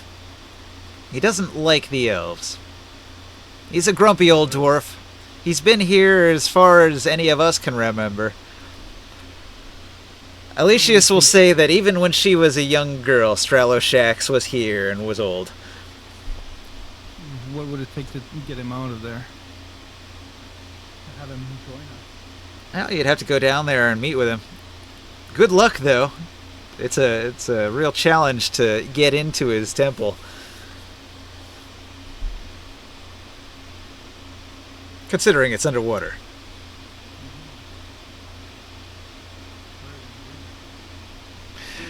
So this is Alright, I can do that. this is a fun challenge. In order to recruit Straloshax the Dwarven Hermit, you're going to have to first prove that you are worthy. And this is a pretty big challenge because the Lake of Golden Dreams, as I've described, is a boiling, sulfuric, volcanic lake, and it's a pretty deep dive. So you'll have to be a strong swimmer who can hold his breath or has some magical means of not having to breathe. I evolve gills and fins. Ah, there you go. Ringsight can be your envoy. He can delve into that water and breathe with his gills. Now, they choose the weirdest option. I'm leaning into this. Yeah. Gills grow from your neck or stand out behind your ears. I don't have any ears, but I guess the neck. Your fingers become webbed, or you go writhing cilia that extends your... Yes, do that. All right. Technical man. Ringsight is going to attempt the trial of water. Walks down into the water, succeeds. You might want to prepare yourself a little bit. So you took a moment to eat a hero's feast on the way here, I imagine. So let's roll your 2d10 extra hit points before we do anything else.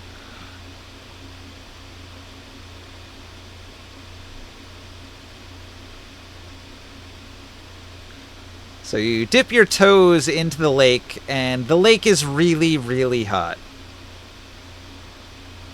Well, that's annoying. Like a sauna or a hot tub, like over 100 degrees. I can protect you against that. Well, mind if I do.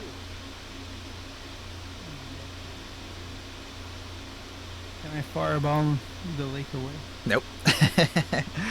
Also, you immediately piss them off. So just dipping your foot into the lake did 1 point of damage to you. It burns, but it's not fatal.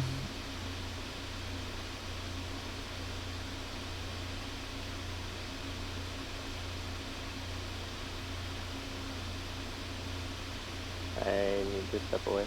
I'll be back later, maybe. Okay. I don't know if there's... Yeah, we're about to be done probably. So if we finish before you get back, it's been fun. I have an idea. Have your elemental of air create a bubble around your body or your head to protect you as you go down? Have a giant bubble. Nah, I don't think that would work. He would just be immersed in a bubbly air elemental and boiling water. Feels worse. It would be even more bubbly than before.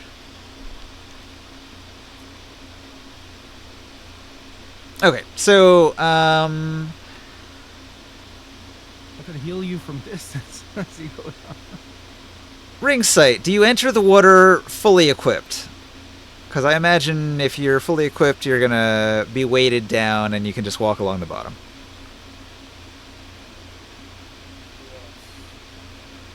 Otherwise, if you strip down, you'll be swimming, which is a strength athletics check. But if you're weighted down enough, then you'll just be walking. Yeah, I think I'll just walk then. All right. So you walk down into the lake. At walking speed, you are going to be moving through muddy, rough terrain, so it slows you down quite a bit. It's too bad Morg didn't cast a freedom of movement on you. Yeah, well, that's what I was gonna say. I can do on him. Hey, do you wanna turn back when you notice how difficult it is to move through the mud? I'll cast the freedom of movement. Okay. You return to the surface momentarily. You get the freedom of movement, so you're not slowed down by the thick mud. And I asked him, can you cast haste on yourself? Oh, That might help you move faster and get to where you need Oh yeah, if you're moving quick, you can get there in half the time, which means you'll take half the damage. it's alright, do it. Alright, you cast haste, you cast freedom of movement, you enter the water. It's going to still take you 4 turns to get into the shrine, so you'll take 4 points, 4 additional points. You already had 1, so you've now taken 5 damage. This is going to be fire damage. Gives you a little bit of a scald. But you're eventually going to get down there. Probably gonna freak this guy out. He's like all of a sudden bursting out of the mud. This thing. So let me read the description. Beneath the Lake of Golden Dreams is one of the most inaccessible shrines. Beneath the hot, clear waters of the lake is the entrance to Straloshax's submerged cave, a dwarven cleric whose eyes and ears aren't as good as they once were. So his perception's pretty good. So he actually does notice your arrival. He's going to wait until you emerge from the water. So the way it works is the cave at the bottom of the lake has a tilt to it, and there's an air pocket inside of it. So eventually you're going to emerge into a cave that's at the bottom of the lake. And the cave has the shrine. So at the outside of the cave was the building that you could see. There's some columns and some stone blocks and the entrance to the cave. And then when you go inside, you find the shrine itself and the dwarf who's waiting there. A very old dwarf. The yellow waters of the Lake of Golden Dreams are extremely hot. Characters who spend time there will take 1 point of damage per round. You find the submerged entrance, the only entrance into the shrine. As you approach, an enormous cistern fiend is going to attack. An enormous what? Cistern fiend. It is a water creature that tends to lurk in any oasis and attack travelers. Alright, so a large creature is going to burst up out of the mud near the entrance and move towards you. Let's see, I've got 12 on initiative. What have you got?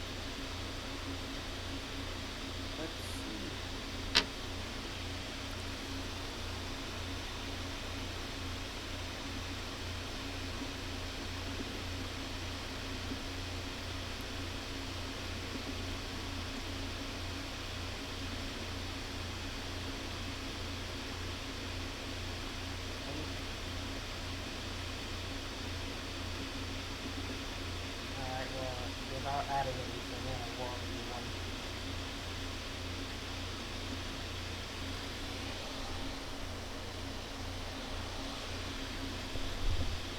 won. Alright, so if your initiative is faster, you get to act first. What are you going to do to the Cistern Fiend? This thing is an angry predator, an ambush predator that is going to get to you in exactly 1 turn and attack. But you have the initiative on him. I will blast it with overwhelming magic fire.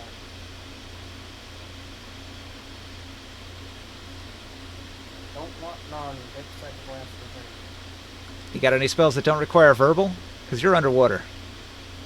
None of my spells require verbal. I'm a thought wizard. Alright. You're going to use your ability to turn it into a non-verbal. Yeah, I'm just gonna cycle crush him, go away. Alright, I don't alright. like it. How much damage does it do?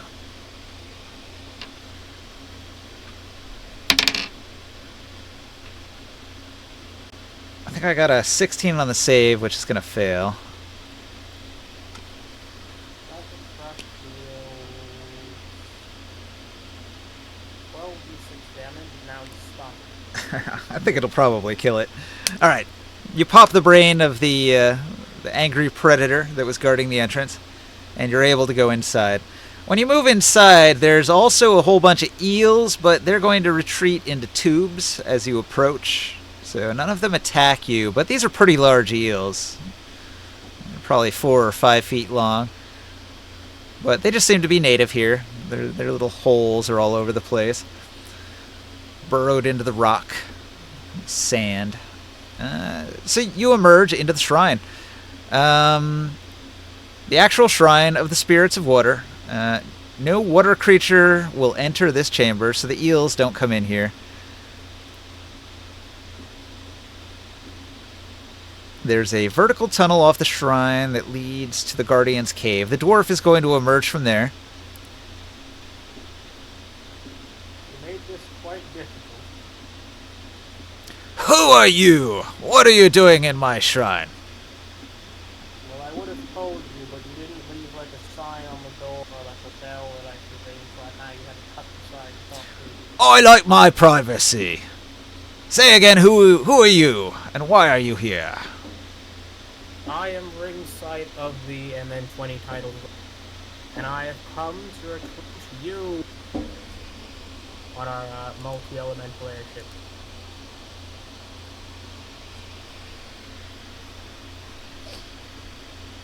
Alright. What do you mean, airship? Oh, well, we've been stuck in here for like a while. We figured out how to make boats that fly.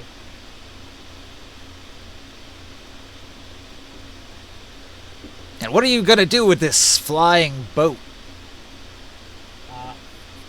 Well, in part, restore the... Wait, he is the water priest, right? Because he's like summoning mud creatures. That was just a wild creature that lives in the lake.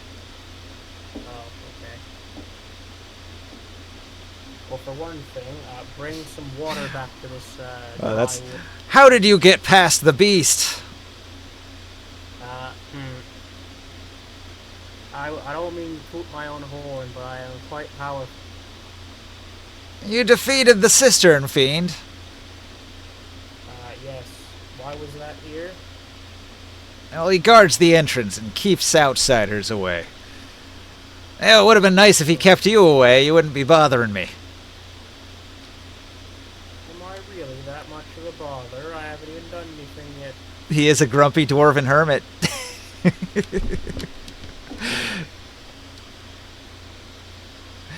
Alright. What do you mean your quest is to save the world? If you haven't noticed, there's no water anywhere. If our mission and goals succeed, there will be more of it. Well, there's no water anywhere because those damn sorcerer kings destroyed it all. Whole oceans evaporated away. And given that, what do you think our goal is? Suicide? No. Me and my association defeated an aspiring sorcerer king, and created the city of Tyr, a nation that even sorcerer kings do not tamper with lightly. He scratches his head and he says, It's been 47 years since I've been out of this cave. Wasn't Calic in charge of that place? What have you been doing in here so long? What do you mean? I live here. Yeah, but yeah, okay. You need to touch some air, but that aside. Again, he is a dwarf and a hermit. He's underground under a lake. So, Straloshax laughs long and hard, and he says, You and your friends who are powerful are going to fight the Sorcerer Kings? Yes, actually. We have our own counterpart Sorcerer King actually helping us. You're quite mad. Hey, maybe I'm mad, or maybe you spent the last 50 years in a cave. You've piqued my curiosity. I'm old and I'm going to die soon anyway, so I may as well die on your ridiculous and suicidal endeavor. That's good enough reason for me. Alright. Would you like some food? We have some food back on the ship. I'm not sure how last time you eaten. Sure, he says. He's going to follow you up out of the shrine, which he calls Grace. He calls his shrine Grace. And he comes out of the lake, shakes off the water, approaches your little party floating there on the flying carpet. He's going to look you all over, and he's going to use his intuition.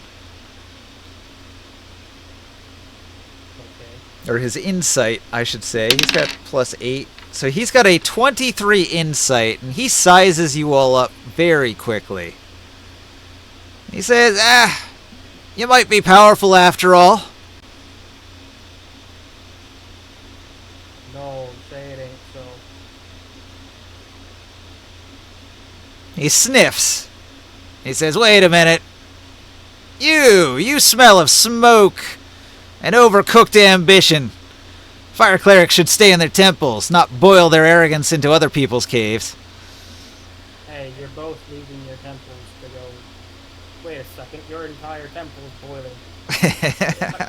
Come boil together. You two are actually rather alike. Okay, so the grumpy dwarf is going to constantly throw insults at Grimorn. He's not The one putting the. He's not going to fight you, but he's not friendly. He's not friendly at all. He gets along with everybody else, but with Grimorn, he'll just constantly insult you. He's like an insult comic. He says you smell bad. He says your clothing is awkward. Every time he does that, I just go back in my mind, think about what I've done to one of their churches. Straloshax is actually quite powerful. He is a 12th level cleric of the water. And he's That's why he's a little gutsy. he's tagging along out of curiosity and because he's old as shit and he's probably going to die soon anyway. He's a capable craftsman, so he can count as one of your repair guys. He's got Tinker's tools, +8. But on top of that, he's actually a medicine and herbalism specialist. So he has healer's kits, and he's got an herbalism kit. He's got +8 on all those checks. And so he can also be your ship's doctor as well. So he specializes in water, planar magic, and healing. So he has heal, greater restoration, all the conjuration spells. He's got freedom of movement for being in the water. He's got the typical guardian of faith, spirit guardian. He's got the water spells, sleet storm, ice knife, ice storm. So he can cast a bunch of spells. He's going to hit everybody in the party with a zone of truth and make sure that you're not assholes here to get him killed. As long as all of you can truthfully confirm in his zone of truth that you're not a bunch of fools that are going to get him killed. Speak truthfully now. You How can... about I just do you one better and like detect thoughts in reverse. Just let him look around in my head. Well, I mean, he still wants to get an answer under his zone of truth. You have the option of rolling a saving throw to resist it if you want, but he would prefer if you accept his zone of truth and speak truthfully. I'll accept it. I have no malevolent intentions. If my genuine try to save this world from the nonsensical narcissism and do the sorcerer kings, but I have got a suicidal zealot to get us all killed in that quest. Well, then, ye speak truthfully, and I shall do the same. Henceforth, I make it my life's mission to kill the Sorcerer Kings, and I'll follow you mad bastards on your suicidal quest to do so.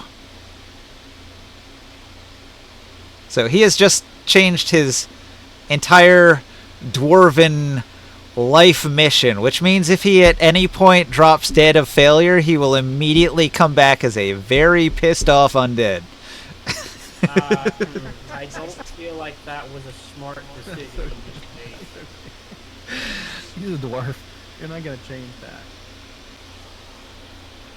He's gonna come back as a raid, try to kill a sorcerer king, pretty much.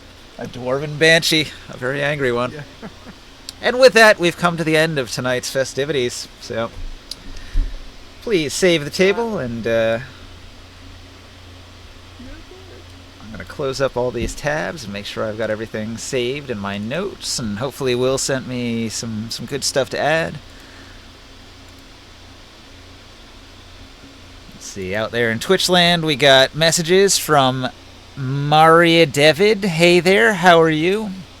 Are you there? I am here, but I never check the chat. I'm quite busy with the D&D DMing stuff. My apologies. If you do come back, I would advise making comments that aren't hello. You can skip the hello. Hey, it's nice to say hello. It shows up in our statistics that we got a comment, so having first-time chatters is good for the stats. And we also got a message from Merjal, who said, best viewers on streamboo.com. Oh boy. All right. Ending stream there.